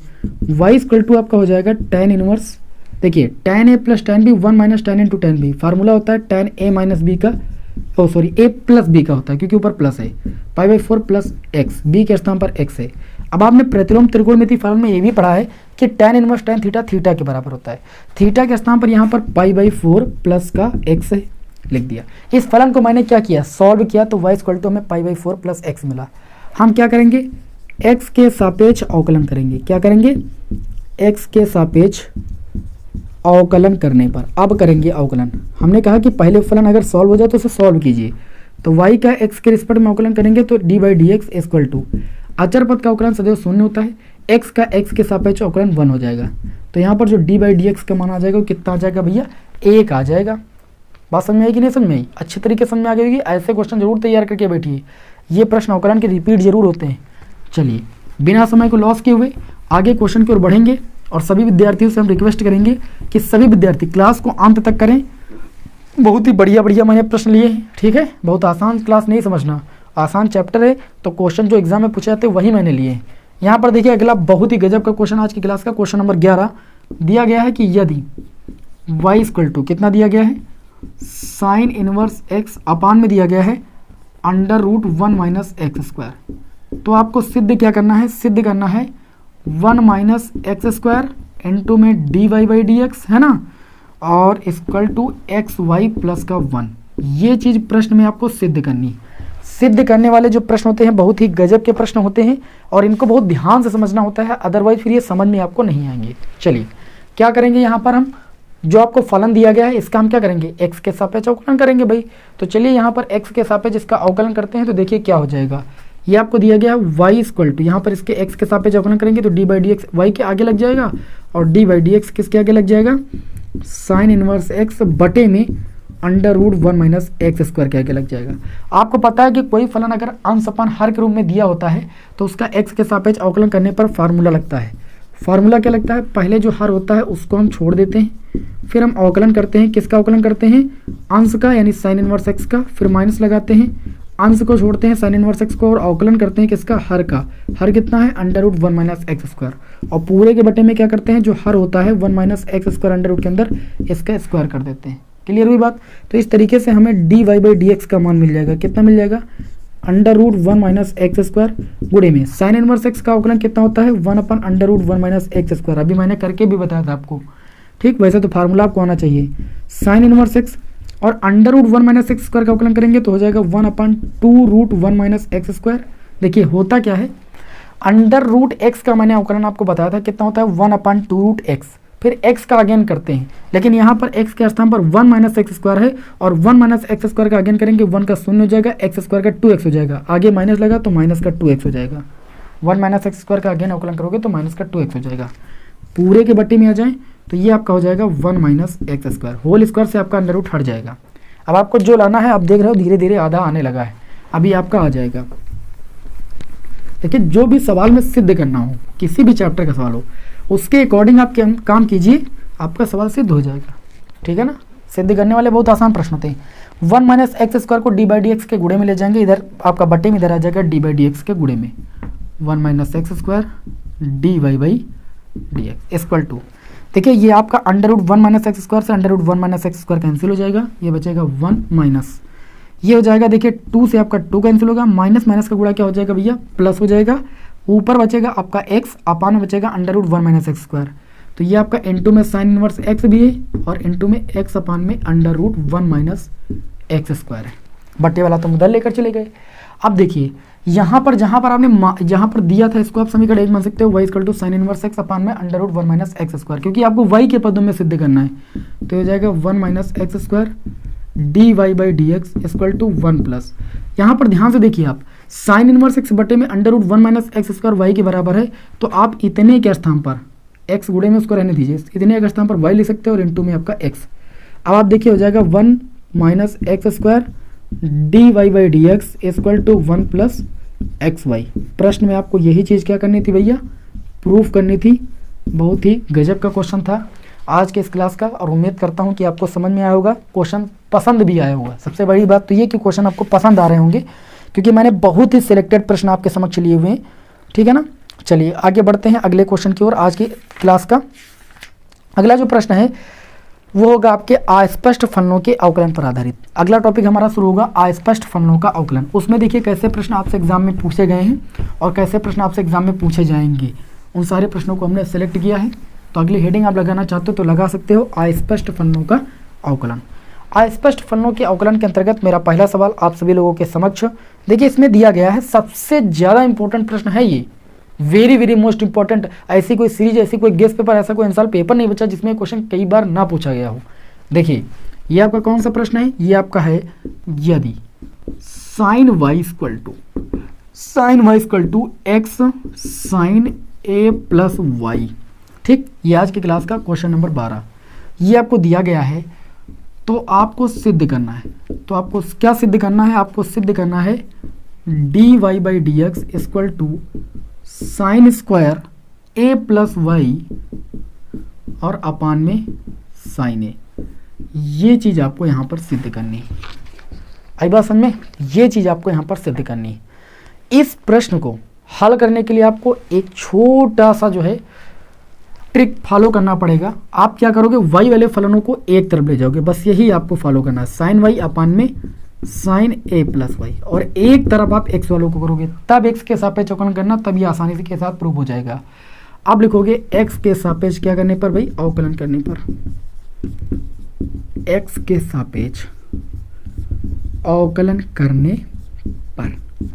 जब एक्स के सापेक्ष अवकलन करेंगे तो देखिए यहाँ पर अंश अपान हर हो जाएगा, तो पहले हर को छोड़ेंगे साइन ए प्लस वाई को, और अवकलन करेंगे विथ रिस्पेक्ट टू एक्स अंश का यानी साइन वाई का, फिर माइनस लगाएंगे, साइन वाई को छोड़ेंगे और अवकलन करेंगे विथ रिस्पेक्ट टू एक्स किसका, हर का, साइन ए प्लस वाई का।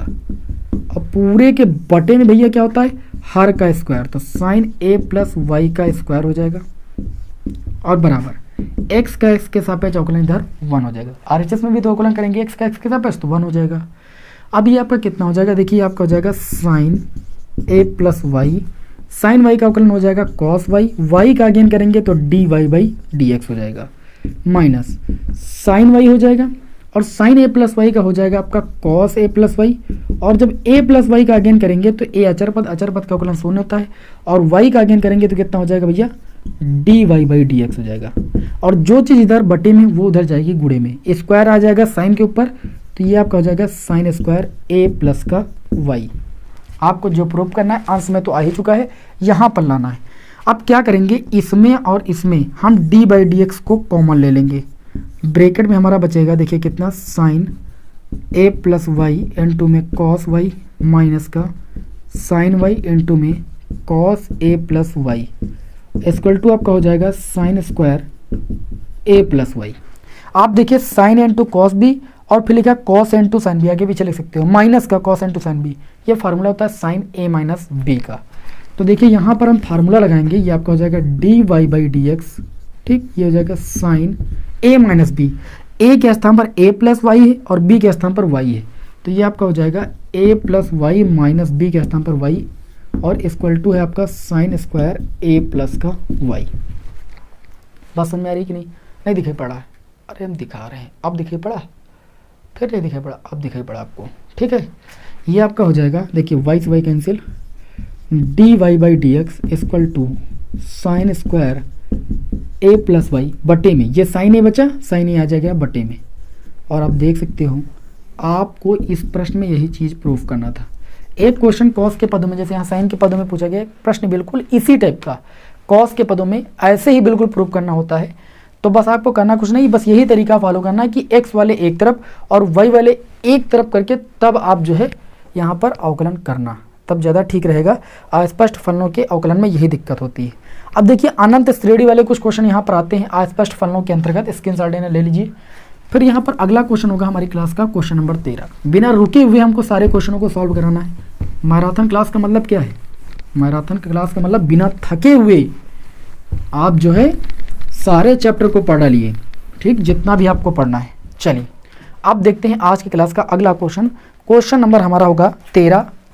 ये अनंत श्रेणी पर आधारित है कि यदि y इक्वल टू कितना दिया गया है, under root cos x plus under root cos x plus under root cos x dot dot dot infinitive आपको निकालना है। तो सिद्ध कीजिए, या तो डी बाई डी एक्स सिद्ध करने के लिए भी पूछ लिया जाता है, या डी बाई डी एक्स का मान निकालिए। ऐसे सवालों में जब किसी एक पद की बार बार पुनरावृत्ति हो और वो इन्फिनिटिव तक जाए, तो आपको कुछ नहीं करना, बस इतना करना है, y equal to under root, एक बार पहले वो पद लिखिए और जिसकी पुनरावृत्ति हो रही है उसको आप उसी के बराबर मान लीजिए जिसके बराबर ये पूरी सीरीज है। तो y की बराबर थी तो मैंने y मान लिया। अंडर रूट के पदों में तो अंडर रूट हटाने के लिए दोनों पक्षों का वर्ग करोगे, तो क्या लिखोगे, दोनों पक्षों का वर्ग करने पर, दोनों पक्षों का वर्ग करने पर भैया वर्ग करेंगे हम, तो y का कितना हो जाएगा, वाई स्क्वायर हो जाएगा, और इधर वर्ग करेंगे तो अंडर रूट हट जाएगा, यानी कॉस एक्स प्लस वाई हो जाएगा। वाई स्क्वायर का अवकलन हो जाएगा 2y, वाई का अगेन करेंगे d y by d x, और कॉस एक्स का हो जाएगा माइनस साइन एक्स अवकलन, वाई का हो जाएगा d y by d x. इस डी बाई डी एक्स को इधर ले आएंगे तो 2y हो जाएगा और d y by d x हो जाएगा। ये डी बाई डी एक्स इधर आएगा, माइनस का d y by d x हो जाएगा, इक्वल टू माइनस का भैया साइन एक्स हो जाएगा। इन दोनों में हम क्या करेंगे, डी बाई डी एक्स को कॉमन ले लेंगे, ब्रैकेट में क्या बचेगा, 2y माइनस का 1, 2y माइनस का 1, इधर क्या बचा आपका माइनस का साइन एक्स। तो जब डी बाई डी एक्स का हम मान निकालेंगे तो आ जाएगा माइनस का साइन एक्स और पूरे के बट्टे में आ जाएगा 2y माइनस 1, या इसको ले सकते हो साइन एक्स बटे में, नीचे से माइनस कॉमन लोगे, माइनस माइनस कैंसिल हो जाएगा और नीचे हो जाएगा 1 माइनस 2y। ये आपके इस क्वेश्चन का आंसर हो जाएगा। अनंत श्रेणी पर आधारित प्रश्न आपके एग्जाम में आ सकता है, पहले बहुत ज़्यादा रिपीट होता था, अब इस समय थोड़ा सा डाउन हो गया है, लेकिन ये पूछा जा सकता है। सिलेबस में है ना, पाठ्यक्रम अभी आपने चेक किया है तो पाठ्यक्रम में है तो ये पूछा जा सकता है। चलिए एक प्रश्न सबसे ज़्यादा अस्पष्ट फलनों के अंतर्गत जो मैं सवाल अब आपको बताने जा रहा हूँ, बहुत ही ज़्यादा इंपॉर्टेंट। अनंत श्रेणी वाले में तो सब में यही करना है, जैसा भी क्वेश्चन है सब में यही करना है। जिस पद की पुनरावृत्ति हो रही हो उस पद को एक बार लिखिए, उसके बाद जहाँ से पुनरावृत्ति हो रही उसको, उस पूरी सीरीज को उसी के बराबर मान लीजिए जिसके बराबर ये पूरी सीरीज थी, और उसके बाद हल कर लीजिए, अवकलन कर दीजिए, बस। ठीक है ना, याद रखिएगा, बहुत ही इंपॉर्टेंट क्वेश्चन है। ये कॉस के पदों में आ सकता है, tan के पदों में आ सकता है। अब आप सभी लोग कर लीजिएगा। चलिए, आज की क्लास का अगला क्वेश्चन होगा हमारी क्वेश्चन नंबर 14। गजब का क्वेश्चन है। ठीक, क्वेश्चन नंबर 14 में क्या दिया गया है, और इस क्वेश्चन पर विचार विमर्श कीजिएगा भैया। मैंने कई बार आपको बताया भी यही प्रश्न, और ध्यान रखिएगा, इसमें ये दिया गया है, यदि x1 प्लस वाई की पावर, ये कई बार घुमा घुमा करके और कई तरीके से पूछा जाता है, 1/2 प्लस का y, और दिया गया है 1 प्लस एक्स की पावर 1/2 और इक्वल टू 0 हो तो सिद्ध करना है आपको dy/dx plus under root 1 minus y square, है ना, अपान में 1 माइनस एक्स स्क्वायर। कुछ गलत लिख दिया क्या? गलत लिख दिया। dy/dx बराबर आपको प्रूव करना -1 प्लस एक्स की पावर -2, ये चीज़ आपको सिद्ध करना है। सोचिए ज़रा, विचार कीजिए इस सवाल पर कि अगर ये सवाल आपके एग्ज़ाम में आता है तो आप क्या करोगे। मैं आपसे बताऊं कि एग्ज़ाम में अगर ये सवाल आपके रिपीट होगा, जब हम लोग पढ़ रहे थे तो इस सवाल पर मेरी भैया बहुत नज़र थी, क्योंकि इस सवाल का स्टेप आज भी मैं नहीं भूला हूँ। जब मैं क्लास 12 में पढ़ रहा था ना, तब भी मैंने स्टेप नहीं भूला और आज भी नहीं भूला, क्योंकि मेरे सर ने इस सवाल के ऊपर बहुत ज़्यादा फोकस किया। समझ रहे हो ना? इसमें देखिए क्या स्टेप आपको याद रखना है। चलिए भाई, चैटिंग बंद कीजिए, इधर आप पढ़ाई कीजिए, ठीक है ना। बातें चैटिंग में मत करिए, कोई मतलब नहीं, पढ़ाई पर ध्यान दीजिए, मैराथन क्लास है। यहाँ पर देखिए आपका क्या दिया गया है, आपको दिया गया है एक्स, ये ऐसे दिया जाता है। पावर 1/2 का मतलब अंडर रूट होता है, x under root 1 plus y under root 1 plus x equal to 0। चाहे ऐसे लिखिए चाहे वैसे। अब ये सवाल यहाँ पर ऐसे लिख दिया गया, और प्रूव करने वाला भी इसको -1 अपान अंडर रूट 1 प्लस कितना लिख सकते हो, 1 अपान माइनस का 1 अपान 1 प्लस एक्स की पावर प्लस का 2 भी लिखा जा सकता है। ठीक है, तो इन्होंने ऊपर ले आया तो पावर आपकी ऋणात्मक हो गई, तो उससे टेंशन नहीं लेना है। इस सवाल को करने के लिए याद क्या रखना है आपको, पहले x1 प्लस वाई, इसको उधर ले जाना माइनस का y under root 1 plus x. कभी भी आपको दो पद अंडर रूट के अंदर दिए जाएं और प्लस करके एक पक्ष में दिए जाएं और अंडर रूट हटाना हो तो एक को दूसरे पक्ष में ले जाइए, एक को एक पक्ष में रोकिए और दोनों पक्षों का वर्ग कर दीजिए। दोनों पक्षों का क्या करने पर भाई, वर्ग करने पर। क्या करने पर, वर्ग करने पर। वर्ग करेंगे यहाँ पर तो देखिए हो जाएगा x under root 1 plus y, इसका वर्ग करेंगे, और यहाँ पर minus y under root 1 plus x, इसका वर्ग कर देंगे। तो देखिए इसका वर्ग करेंगे एक्स स्क्वायर हो जाएगा, अंडर रूट का वर्ग करेंगे तो 1 प्लस वाई हो जाएगा, अंडर रूट हट जाएगा, माइनस का स्क्वायर प्लस हो जाएगा, वाई का स्क्वायर वाई स्क्वायर हो जाएगा, और अंडर रूट 1 प्लस एक्स का वर्ग करेंगे तो 1 प्लस एक्स हो जाएगा। एक्स स्क्वायर का गुणा 1 से करेंगे एक्स स्क्वायर का गुणा वाई से करेंगे तो एक्स स्क्वायर वाई हो जाएगा, वाई स्क्वायर का गुणा 1 से करेंगे तो वाई स्क्वायर का गुणा एक्स से हो जाएगा, तो ये एक्स वाई स्क्वायर हो जाएगा। अब आपको यहाँ से क्या याद रखना है, यहाँ से याद ये रखना है एक्स वाले एक तरफ करना है, वाई वाले एक तरफ करना है, बस इस स्टेप को याद रखिएगा। कुछ कैंसिल हो जाए तो भैया कैंसिल कर दो आप। देखिए एक्स वाले एक तरफ वाई वाले एक तरफ करिएगा, लेकिन थोड़ा सा पहले आप इसको हल कर लीजिए। एक्स स्क्वायर इस वाई स्क्वायर को इधर लाओगे तो माइनस का वाई स्क्वायर हो जाएगा, उधर आपका एक्स वाई स्क्वायर है और एक्स स्क्वायर वाई को उधर ले जाओगे तो ये हो जाएगा एक्स स्क्वायर वाई। इसको आप लिख सकते हो एक्स माइनस वाई और लिख सकते हो एक्स प्लस वाई, सूत्र जानते हो सभी लोग। और यहाँ पर अगर आप चाहो तो कॉमन क्या ले सकते हो, एक्स वाई कॉमन ले सकते हो और माइनस का एक्स वाई कॉमन लीजिएगा, तो ये आपका माइनस का एक्स ये प्लस का हो जाएगा और ये प्लस का वाई आपका माइनस का वाई हो जाएगा। एक्स माइनस वाई से एक्स माइनस वाई दोनों पक्षों में कैंसिल हो जाएगा, एक्स प्लस वाई बराबर माइनस का एक्स वाई हो जाएगा। अब आप एक्स वाले एक तरफ कीजिए, वाई वाले एक तरफ, तो ये क्या हो जाएगा, एक्स ये इधर आ जाएगा तो प्लस का एक्स वाई हो जाएगा, वाई उधर जाएगा तो माइनस का वाई। इन दोनों में एक्स कॉमन लेंगे तो ये 1 प्लस वाई बचेगा बराबर माइनस वाई। एक्स का मान आ जाएगा माइनस वाई अपान में 1 प्लस का वाई। हमने कहा ना एक्स वाले एक तरफ वाई वाले एक तरफ। अब आप जब इसका अवकलन करोगे तो यही चीज़ आ जाएगी। देखिए कैसे, कुछ गड़बड़ मैंने किया। देखिए 1 प्लस एक्स के पदों में लाना है तो गड़बड़ तो मैंने किया भाई। नीचे अगर 1 प्लस वाई तो 1 प्लस वाई का होल स्क्वायर बनेगा, हमें लाना है 1 प्लस एक्स का होल स्क्वायर, ये गड़बड़ हुआ। देखिए इतनी जल्दी गड़बड़ हो गया भाई, इतनी जल्दी सवाल गड़बड़ हो गया। अब आप क्या करोगे, वाई इसको इधर लेकर आओगे तो ये प्लस का एक्स वाई हो जाएगा। इस एक्स को उधर ले जाओगे माइनस का एक्स, इन दोनों में वाई कॉमन लोगे तो ये 1 प्लस एक्स बराबर आपका माइनस एक्स हो जाएगा। Y equal to minus x अपान में 1 प्लस एक्स हो जाएगा। ये देखिए भाई, अब आप समझ सकते हो। बस यही स्टेप अगर आप भूल गए, आपको जो सिद्ध करना उसको देखना, 1 प्लस एक्स का होल स्क्वायर मतलब बटे में 1 प्लस एक्स का होल स्क्वायर बनना चाहिए। किया मैंने वही चीज़, वाई वाले एक तरफ किया था तब भी, और अब भी एक्स वाले एक तरफ कर दिया, तो मैंने कहीं ना कहीं गलती की ना, यही गलती आपको सुधारना है इसमें। अब क्या करेंगे, एक्स के सापेक्ष अवकलन। अभी तक तो फलन आपका हल हो रहा था, केवल एक्स के सापेक्ष अवकलन करने पर। तो जब एक्स के सापेक्ष अवकलन करेंगे तो ये हो जाएगा d y by d x equal to, इसमें देखिए पहले माइनस लगा दीजिए इसे।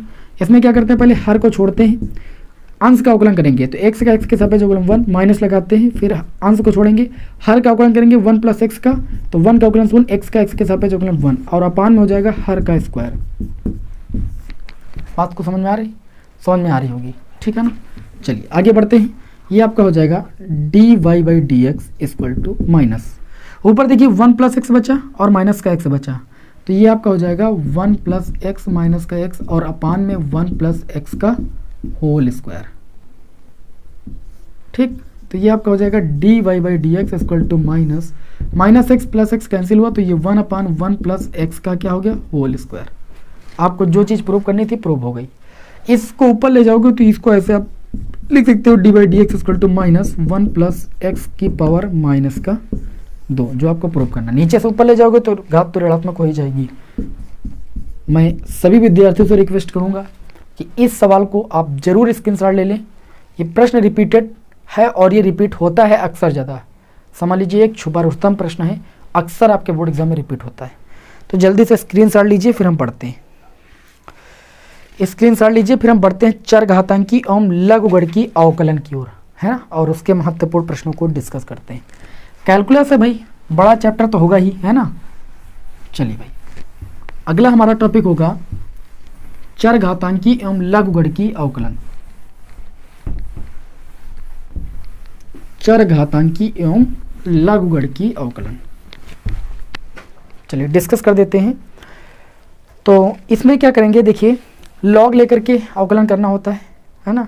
और आपको पता भी है कि जो चरघातांकी फलन होते हैं वो e की पावर x वाले होते हैं, और e की पावर x का x के रिस्पेक्ट में अवकलन e की पावर x होता है। फिर x के स्थान पर जो होता है उसका अगेन अवकलन करते हैं, तो x के स्थान पर x है तो x का x के सापेक्ष 1 हो जाता है। और जो log x होता है, log x का अवकलन कितना होता है, 1 अपान x होता है। इन दोनों टाइप के फलनों का आज अवकलन करना हम सीखेंगे इस टॉपिक के अंतर्गत। तो चलिए देखते हैं। पहला प्रश्न आज की इस टॉपिक का, ये हमारे पूरे इस क्लास का क्वेश्चन नंबर भाई 15 होगा। इस चैप्टर का क्वेश्चन नंबर 15 की बात करें तो दिया गया है y इक्वल टू, कितना दिया गया है, log x की पावर x। log लिया कब जाता है वो भी तो आपको बता दे रहे हैं, जब फलन की पावर फलन दिया जाए। क्या दिया जाए, फलन की पावर फलन दिया जाए, तभी हम log लेते हैं। तो log लेंगे तो ये आपका हो जाएगा भैया log y इक्वल टू, क्योंकि फलन की पावर फलन है तो x आगे आ जाएगा, x log कितना हो जाएगा x, सॉरी गलती हुई, पहले जब हम log लेंगे तो ये हो जाएगा log, फिर लिखा आपका log x की पावर x।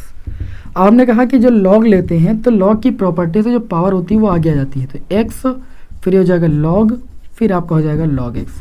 अब अवकलन कर देंगे तो log y का अवकलन हो जाएगा 1 अपान y, y का अगेन करेंगे तो dy बाई डी एक्स हो जाएगा, और यहाँ पर इसको फर्स्ट और इसको पूरे को सेकंड मानेंगे तो फर्स्ट छूटेगा, log x का अवकलन करेंगे तो 1 अपान log x हो जाएगा।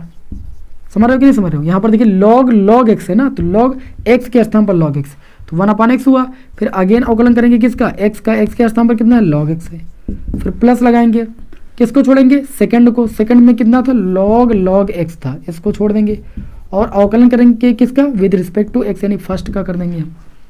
बात समझ में आ रही, तो ये हो जाएगा d y by d x, y इधर बटे में उधर जाएगा गुणे में, ये हो जाएगा x अपान में log x, और log x का अवकलन होता है 1 अपान x प्लस log, ये आपका हो जाएगा log x, और x का x के सापेक्ष अवकलन 1 हो जाएगा, x से x ये कैंसिल हो गया, d y by d x बराबर y आपने जिसके बराबर माना था, किसके बराबर माना था, log x की पावर x के बराबर माना था, वो मान रख दीजिए आप, और ये हो जाएगा 1 अपान log x प्लस ये हो जाएगा log x और ये आपके इस क्वेश्चन का आंसर हो जाएगा। ठीक है ना, बताइए बात समझ में आ रही है कि नहीं समझ में आ रही? उम्मीद है कि आप सभी को मेरी बात अच्छे तरीके से समझ में आ रही होगी। चलिए अब आगे बढ़ते हैं इस क्लास के अगले क्वेश्चन की ओर, है ना। बहुत ही गजब का क्वेश्चन लेंगे इसके बाद, बहुत ही प्यारा और बहुत ही अच्छा क्वेश्चन है आपके सामने। चलिए देखते हैं। अगला क्वेश्चन है आपका, देखिए इसमें दोनों पक्षों में फलन की पावर फलन दिया गया है और सिद्ध करने के लिए बोला गया है। ऐसा प्रश्न आपके एग्जाम में जरूर आता है, तो ध्यान से देखिएगा। ठीक है ना, सब रिपीटेड प्रश्न ही उठा रहे हैं और एनसीईआरटी के हिसाब से जो भी एग्जाम्पल के महत्वपूर्ण प्रश्न उनको भी उठा रहे हैं यहाँ पर। तो देखिए अगला क्वेश्चन दिया गया है, इस क्लास का होगा क्वेश्चन नंबर 16। दिया गया है कि यदि y की पावर x बराबर x की पावर y, तो आपको मान निकालना है dy बाई dx का। हमने कहा कि जब फलन की पावर फलन दिया जाता है तो हम क्या करते हैं भाई, लॉग लेते हैं दोनों पक्षों का, तब अवकलन करते हैं। तो यहाँ पर लॉग लेंगे तो लॉग लेने पर ये हो जाएगा लॉग y की पावर x, और यहाँ पर लॉग लेंगे तो लॉग x की पावर y। और लॉगरिथमिक की प्रॉपर्टी से पावर आगे आ जाती है तो ये हो जाएगा x लॉग y, और इसमें पावर आगे आ जाएगी तो y लॉग कितना हो जाएगा x। अब दोनों पक्षों का अवकलन कर देंगे। ठीक, तो लिखेंगे दोनों पक्षों का अवकलन करने पर, दोनों पक्षों का x के सापेक्ष क्या भाई, अवकलन करने पर, दोनों पक्षों का x के सापेक्ष अवकलन कर देंगे तो ये आपका हो जाएगा x पहले फर्स्ट छूटेगा, फिर अवकलन किसका हो जाएगा y के रिस्पेक्ट x के रिस्पेक्ट में लॉग y का, फिर सेकंड यानी लॉग y छूटेगा, x के रिस्पेक्ट में अवकलन किसका हो जाएगा x का हो जाएगा। यहाँ पर फर्स्ट फलन y छूटेगा और अवकलन किसका हो जाएगा log x का हो जाएगा। फिर हमारा सेकंड फंक्शन यानी log x छूटेगा, अवकलन किसका हो जाएगा फर्स्ट फलन यानी y का हो जाएगा। बात को समझ में आ रही? तो ये जाएगा x log y का अवकलन हो जाएगा 1/y, y के अगेन करेंगे तो d बाई डी एक्स हो जाएगा। यहाँ पर y था ना, तो log y का 1/y, y का अगेन करेंगे d बाई डी एक्स। फिर आपका log y छूटेगा और x का x के रिस्पेक्ट में अवकलन कितना हो जाएगा 1। समझ में आ रही है ना बात? देखिए भाई बोर मत होइएगा, क्लास मैं मानता हूँ कि कैलकुलस वाली है तो बढ़ी जाएगी, और मुझे तो कैलकुलस अपना ऐसे ही करना पड़ेगा ना, जो मेरा कैलकुलस है उसको मुझे ऐसे ही तो दिखाना पड़ेगा। तो आप बस नज़र इधर रखिएगा और कॉपी पेन साथ में लेकर बैठिएगा। रिवीजन समझ लीजिए आपका हो रहा है। y हो गया, यहाँ पर log x का अवकलन हो गया 1/x, और x का अगेन करोगे तो x का x सापेक्ष अपन 1 हो जाएगा। फिर प्लस log x छूटेगा और y का हो जाएगा dy बाई डी एक्स। ठीक, अब क्या करोगे dy बाई डी एक्स वाले पास करोगे, x का गुणा हो जाएगा x/y, और ये हो जाएगा dy बाई डी एक्स। इसको उठा के इधर लाएंगे तो ये हो जाएगा माइनस का log x dy by d x equal to, इधर y/x पहले से था और ये log y उधर जाएगा तो माइनस का log y हो जाएगा। क्या करेंगे, इधर हम dy बाई डी एक्स दोनों में कॉमन ले लेंगे, ब्रैकेट में क्या बच जाएगा x/y। ठीक, माइनस यहाँ पर कितना बच जाएगा भैया log x बच जाएगा, इधर आपका बच जाएगा y/x माइनस का log y। इतना बच जाएगा कि नहीं बच जाएगा बताइए? बच जाएगा ना। ये आपका हो जाएगा dy by d x, x minus y का गुणा इधर हो जाएगा y log x अपान में y, यहाँ पर y minus x log y और पूरे के अपान में x हो जाएगा। तो इस तरीके से dy बाई डी एक्स का मान मिल जाएगा, y उधर जाएगा और इधर x बटे में हाई है, y ऊपर चला गया अंश में, और ऊपर already y minus x log y पहले से था, और ये चीज़ आ गई बटे में x minus y log x हो जाएगा। देखिए अंश वाला हर में आ गया, हर वाला अंश के गुणे में चला गया, बस मैंने और तो कुछ किया ही नहीं। तो ये आपका हो जाएगा dy by d x equal to, बस मिल गया। आगे क्या आप dy बाई डी एक्स बार बार लिख रहे हो? ओके, उम्मीद करता हूँ कि आपको मज़ा आ रहा होगा। कुछ लोग तो भैया बोर होने लगते हैं, थोड़ा खाना खाए नहीं भूख ख़त्म, तो मोटे कैसे होगे, हमारी तरह पतले रह जाओगे।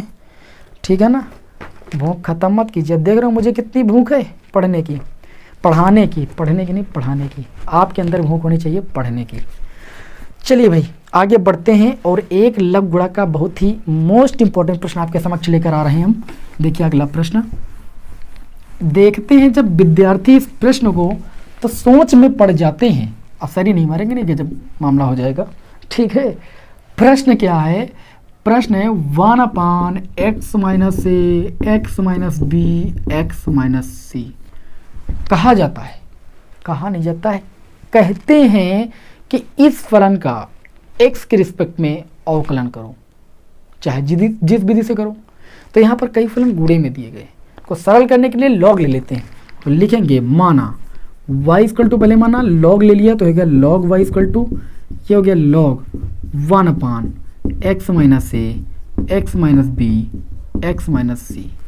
लॉग ले लेंगे तो लॉगरिथमिक की प्रॉपर्टी होती है कि कोई फलन लॉग m/n के रूप में लिखा होता है, तो इसको log m minus log n के रूप में लिख लिया जाता है, x minus a x minus b x minus c।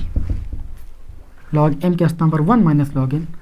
अब क्या करेंगे, ये हो जाएगा log y equal to, log 1 का मान तो 0 होता है, छोड़ो इसको, minus log m n n, मतलब कोई चीज़ गुणे में हो तो लॉगरिथमिक की प्रॉपर्टी कहती है कि उसको log ऐसे लिख सकते हैं योग के रूप में, ऐसे log दूसरा फंक्शन फिर प्लस log तीसरा फंक्शन लिख सकते हैं कि नहीं। जहाँ पर y बराबर मैंने माना है ना, इसको भी आपको समीकरण एक मानना पड़ेगा। अब log y का अवकलन करोगे 1/y dy बाई dx हो जाएगा बराबर minus log x minus a का करोगे तो 1/x माइनस a हो जाएगा, x माइनस a का अगेन करोगे तो 1 हो जाएगा।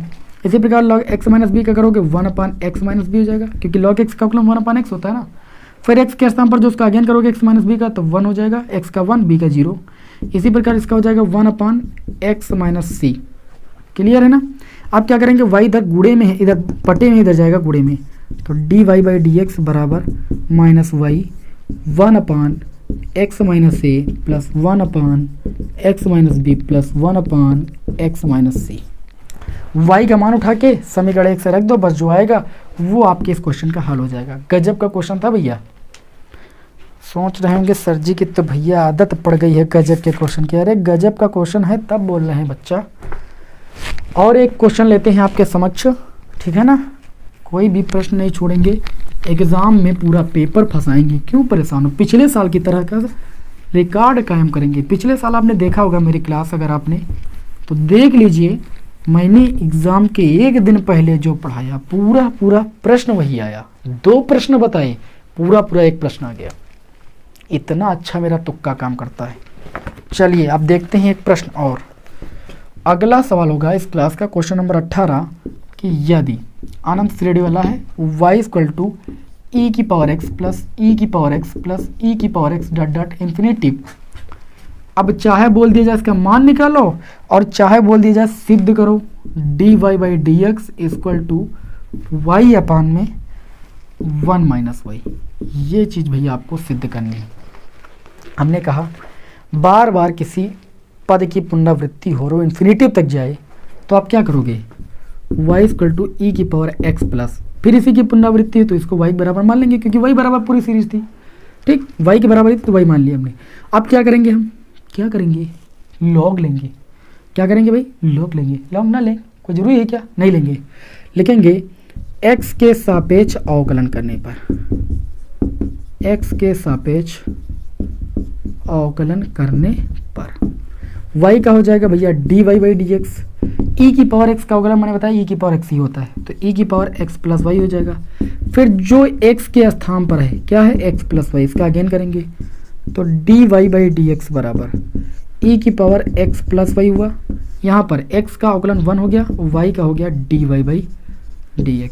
लॉग ले लेते तो और आसान हो जाता, लॉग नहीं लिया मैंने, गड़बड़ी किया। चलो देखते हैं कैसे नहीं होगा भैया, होगा जरूर होगा। dy बाई dx बराबर e की पावर x प्लस y के स्थान पर लिख सकते हैं y 1 प्लस, है ना, ये हो गया dy बाई dx। होगा, गुणा करते हैं dy बाई dx बराबर, मैंने कुछ गलत तो किया नहीं, तो ऐसे भी आना चाहिए भाई। y का गुणा 1 से कर देंगे तो y प्लस, y का गुणा dy बाई dx से कर देंगे y dy बाई dx, इसको इधर ले आएंगे तो dy बाई dx, इसको इधर लाएंगे माइनस का y dy by dx equal to y। Log ले लेते हो तब भी आ जाता, कोई दिक्कत वाली बात नहीं थी। इन दोनों में हम dy बाई dx कॉमन ले लेंगे, 1 minus y equal to y, और dy बाई dx को रोक लेंगे, बाकी y के बटे में इसको हम पक्षांतर कर देंगे। और इस तरीके से हमें जो प्रूफ करना था क्वेश्चन में वो मैंने प्रूफ कर दिखाया। बताइए आया मज़ा, जरूर आया होगा। अब चलिए अपने अगले टॉपिक की ओर बढ़ते हैं, जो कि है प्राचलिक फलनों का अवकलन। प्राचल समीकरण आपको दी जाएंगी आपको उनका अवकलन करना है, ठीक है ना। चलिए इस टाइप के भी सवालों को देख लेते हैं।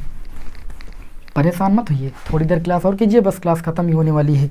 मुझे भी नहीं पता है यार, जो जो मुझे दिखता जा रहा है मैं पढ़ाता जा रहा हूँ, जो भी मैंने आप लोगों के लिए सबमिट करके रखा है मेन, ठीक है ना। वैसे इतने सवालों को देखने के लिए समय कहाँ है, रोज़ तो आपको क्लास देते हैं हम। एक्स बराबर यहीं पर पढ़ाने के वक्त देख लेते हैं कौन सा क्वेश्चन है, किसकी शक्ल कैसी है, मतलब किस क्वेश्चन की शक्ल कैसी है। दिया यदि x इक्वल टू, क्या दिया गया, ये सवाल नंबर होगा हमारी इस क्लास का, क्वेश्चन नंबर 19। प्राचर समीकरण पर आधारित है question. x equal to a cos t मैंने लिख लिया, और y इक्वल टू आपको दे दिया गया b sin t, और बोला गया तब आप dy बाई dx का मान निकालो। जब दो समीकरणें दी जाए किसी अन्य पद के रूप में, जैसे t के रूप में यहाँ दी गई, थीटा के रूप में दी जाती, तो जिसके रूप में फलन दिया था उसी के सापेक्ष हम अवकलन करते हैं। जैसे x बराबर हमें दिया गया a cos t, तो हम t के सापेक्ष अवकलन करेंगे। क्या करेंगे, t के सापेक्ष अवकलन। जब x के सापेक्ष अवकलन करते हैं तो x का x के सापेक्ष 1 होता है, t के सापेक्ष करें तो t का t के सापेक्ष 1 होगा। x का हो जाएगा भैया dx अपान में dt, और a अचर पद वो बाहर हो जाएगा। cos t का अवकलन कितना होता है भैया, माइनस का sin t, समीकरण एक मान का। और दूसरी समीकरण दी गई y equal to b sin t, ये भी t के पदों में, थीटा के पदों में तो थीटा के सापेक्ष कर देते, तो t के सापेक्ष क्या करेंगे हम, t के सापेक्ष हम अवकलन करेंगे। इसका करेंगे कि नहीं, जरूर करेंगे। ये हो जाएगा dy by dt equal to b। Sine t का अवकलन कितना हो जाएगा भैया, अभी मैंने बताया cos t हो जाएगा। इसको समीकरण 2 मानेंगे, क्योंकि हमें निकालना था dy बाई dx, तो हम क्या करेंगे, समीकरण 2 को ऊपर रखेंगे dy बाई dt, और समीकरण 1 को नीचे रखेंगे dx बाई dt। मान रख देंगे, dt से dt कैंसिल, यानी 2 को 1 से भाग कर रहे हैं, तो dy बाई dt का मान कितना था भैया, b cos t था, अपान में dx बाई dt का मान कितना था, माइनस का a sin t था। देखो माइनस का a sin t था। अब देखें तो ये आपका बच जाएगा dy बाई dx, ये हटा दीजिएगा, इसको दिखाने के लिए मैंने ऐसा किया। हमने समीकरण 2 डिवाइड बाई 1 किया, पहले 2 लिखा फिर बटे में 1, हमने इसी से ये कर रहा, तो ये आपका हो जाएगा b अपान a, और माइनस है तो माइनस लगा देंगे, cos t अपान sin t किसके बराबर हो जाएगा, tan t के बराबर। यही हो जाएगा भैया d बाई dx का मान, यही क्या हो जाएगा, d बाई dx का मान minus b upon a cos t बटे sin t हो जाएगा cot t। ओके ठीक है, समझ में आया कि नहीं समझ में, बस यही करना है प्राचल समीकरणों में, बाकी कोई नया तरीका नहीं अपनाना है। अब इसमें प्राचल समीकरण में एक क्वेश्चन ऐसे आता है कि किसी फलन के सापेक्ष दो फलन दिए जाएंगे, कहा जाएगा कि एक फलन के सापेक्ष जो है आप जो है अवकलन कीजिए। एक फलन दे दिया गया, बोला गया इस फलन के सापेक्ष इस फलन का अवकलन कीजिए, ठीक, tan स्क्वायर x का log x के सापेक्ष अवकलन कीजिए, जैसे ऐसा प्रश्न लेते हैं आपके सामने, ठीक। दो फलन दिए जाएंगे, एक फलन का अवकलन कीजिए और उस फलन का किसी अन्य फलन के सापेक्ष अवकलन कीजिए। फॉर एग्जांपल एक क्वेश्चन लेते हैं, आज की क्लास का क्वेश्चन नंबर 19 है कि 20 है, 20 है भैया, क्वेश्चन नंबर 20। प्रश्न में बोला गया कि tan स्क्वायर x का log x के सापेक्ष अवकलन कीजिए, ठीक। तो क्या करेंगे, पहले जो हमारा फलन पहला दिया गया इसको मान लिया हमने y1 बराबर tan स्क्वायर x, तो इसका अवकलन करेंगे हम, तो ये हो जाएगा dy1 by dx। tan square x का अवकलन हो जाएगा 2 tan x, और tan x का अगेन करेंगे sec स्क्वायर x, समीकरण 1 मानेंगे, तथा जो दूसरा फलन दिया गया उसको y2 मानेंगे, है ना। y2 बराबर आपको दिया गया है log x, और अवकलन करेंगे तो ये हो जाएगा dy2 अपान में dx बराबर log x का अवकलन होता है 1 अपान x, को मानेंगे समीकरण 2। लिखेंगे, क्या लिखेंगे, देखो हम इसके सापेक्ष कर रहे हैं ना, तो इसको नीचे रखेंगे, जिसके सापेक्ष करेंगे उसको ऊपर, तब ये आपका हो जाएगा तब ये कितना हो जाएगा dy1 बाई dx बटे में dy2 by dx। dy1 by dx का मान कितना आया है आपका 2 tan x इंटू में sec स्क्वायर x बटे में आ जाएंगे dy2 बाई dx का मान कितना है आपका 1 अपान x, x ऊपर चला जाएगा तो 2x, और ये जाएगा tan x इंटू में sec स्क्वायर x, dx से dx कैंसिल हो जाएगा। समझ गए कि नहीं समझ गए, बस बाकी कुछ नहीं करना था, ठीक है ना।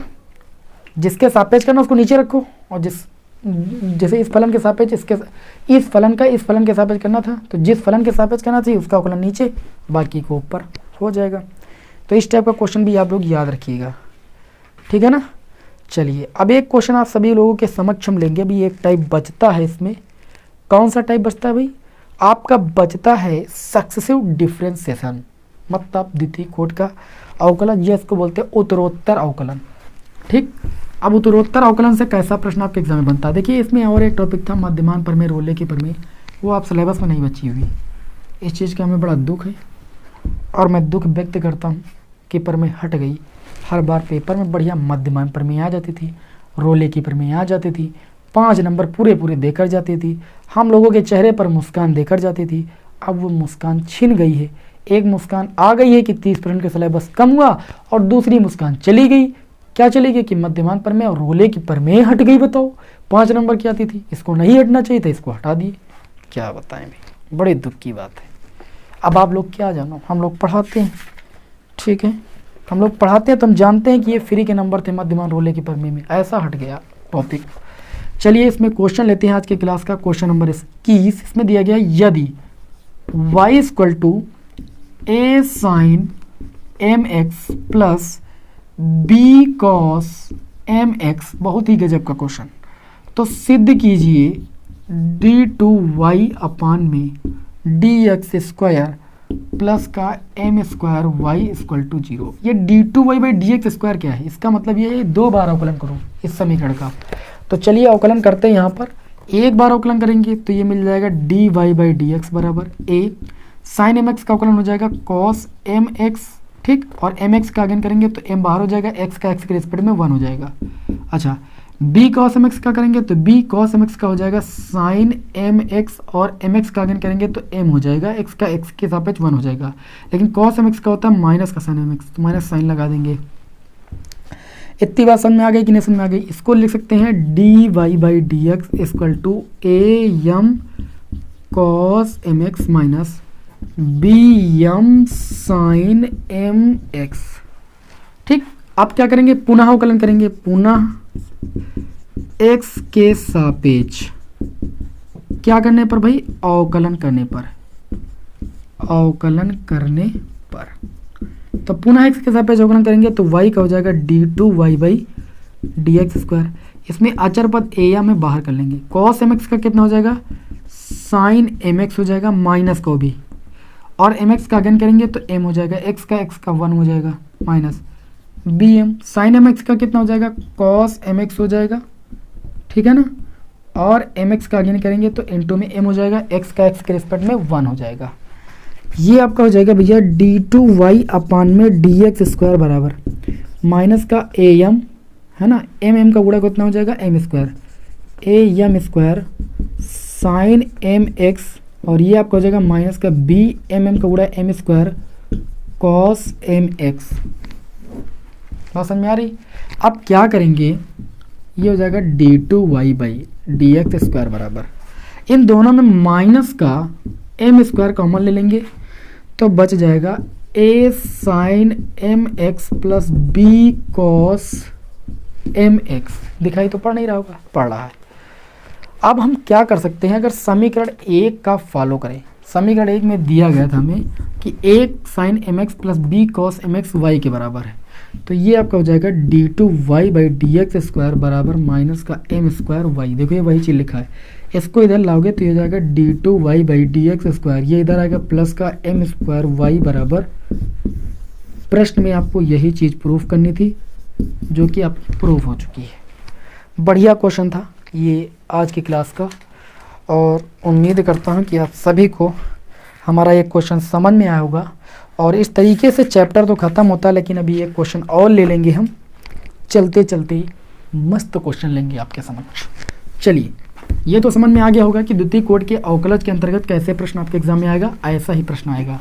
एक और ले लेते हैं, एक ले लेंगे तो दिक्कत हो जाएगी। लिखा है y इक्वल टू, क्या लिखा है सवाल को देख लेते हैं एक बार। ये सवाल नंबर 22 होगा इस क्लास का। y equal to 5 cos x, है ना, माइनस का 3 sin x बोला गया, तो सिद्ध करूं, कहाँ सिद्ध करूं? d2y/dx² प्लस का y बराबर सिद्ध करो, मतलब 2 बार अवकलज करो, तो ये समीकरण बननी चाहिए आपकी। तो चलिए करते हैं, एक बार अवकलन करेंगे तो ये आपका आ जाएगा dy/dx बराबर 5 cos x का अवकलन हो जाएगा sin x माइनस का, और -3 sin x का अवकलन कितना हो जाएगा, cos x हो जाएगा। पुनः अवकलन करेंगे, पुनः x के सापेक्ष अवकलन, पुनः x के सापेक्ष अवकलन करने पर तो ये आपका हो जाएगा d2y/dx² बराबर -5 sin x का अवकलन कितना हो जाएगा, cos x, फिर -3 cos x का अवकलन कितना होता है, माइनस का sin x, तो ये प्लस हो जाएगा, माइनस का उड़ा sin x हो गया। अब ये बन गया d2y/dx² बराबर, हम क्या लिख सकते हैं इसको, कुछ गड़बड़ हुआ क्या यार, चलिए ठीक, इन दोनों में माइनस कॉमन ले लिया अगर, तो ये माइनस वाला प्लस का हो जाएगा और प्लस वाला माइनस का हो जाएगा, और समीकरण एक अगर इसको माने तो ये चीज़ है y के बराबर, तो d2y/dx² बराबर -y और y को उधर ले आएंगे, तो d2y/dx², d2y/dx² y इधर आएगा तो प्लस का y बराबर 0, जो आपको क्वेश्चन में प्रूफ करना था वो आपका प्रूफ हो चुका है। और उम्मीद करता हूँ कि आप लोगों को आज जो मैंने सांतत्व में अवकलनीयता चैप्टर पढ़ाया ये भली बात समझ में आ गया होगा, और आगे अब आपको कोई समस्या नहीं होगी। कोई समस्या है कमेंट बॉक्स में बताइए, आप लोगों के लिए इतना कर रहे हैं तो आपके कोई समस्या होगी वो भी सुनेंगे हम, ठीक है ना। तो आप सभी लोग वीडियो को भाई देखिए अपने मित्रों में अधिक से अधिक शेयर कर दिया करें, ठीक है। आप लोगों के लिए इतनी ज़्यादा मेहनत करते हैं तो थोड़ा सा समझ सकते हो आप लोग इतनी ज़्यादा मेहनत करने में कितनी जो है एनर्जी लगती होगी। तो आप सभी लोग थोड़ा मोटिवेट रखिए हमको भी और अपने आप को भी, और अपने एग्ज़ाम की तैयारी करते रहिए, और हम लगातार आपको क्लासेस प्रोवाइड करते रहेंगे बोर्ड एग्ज़ाम तक, आपको कोई टेंशन नहीं होने देंगे। मिलते हैं आपको नेक्स्ट वीडियो में। जय हिंद, वंदे मातरम।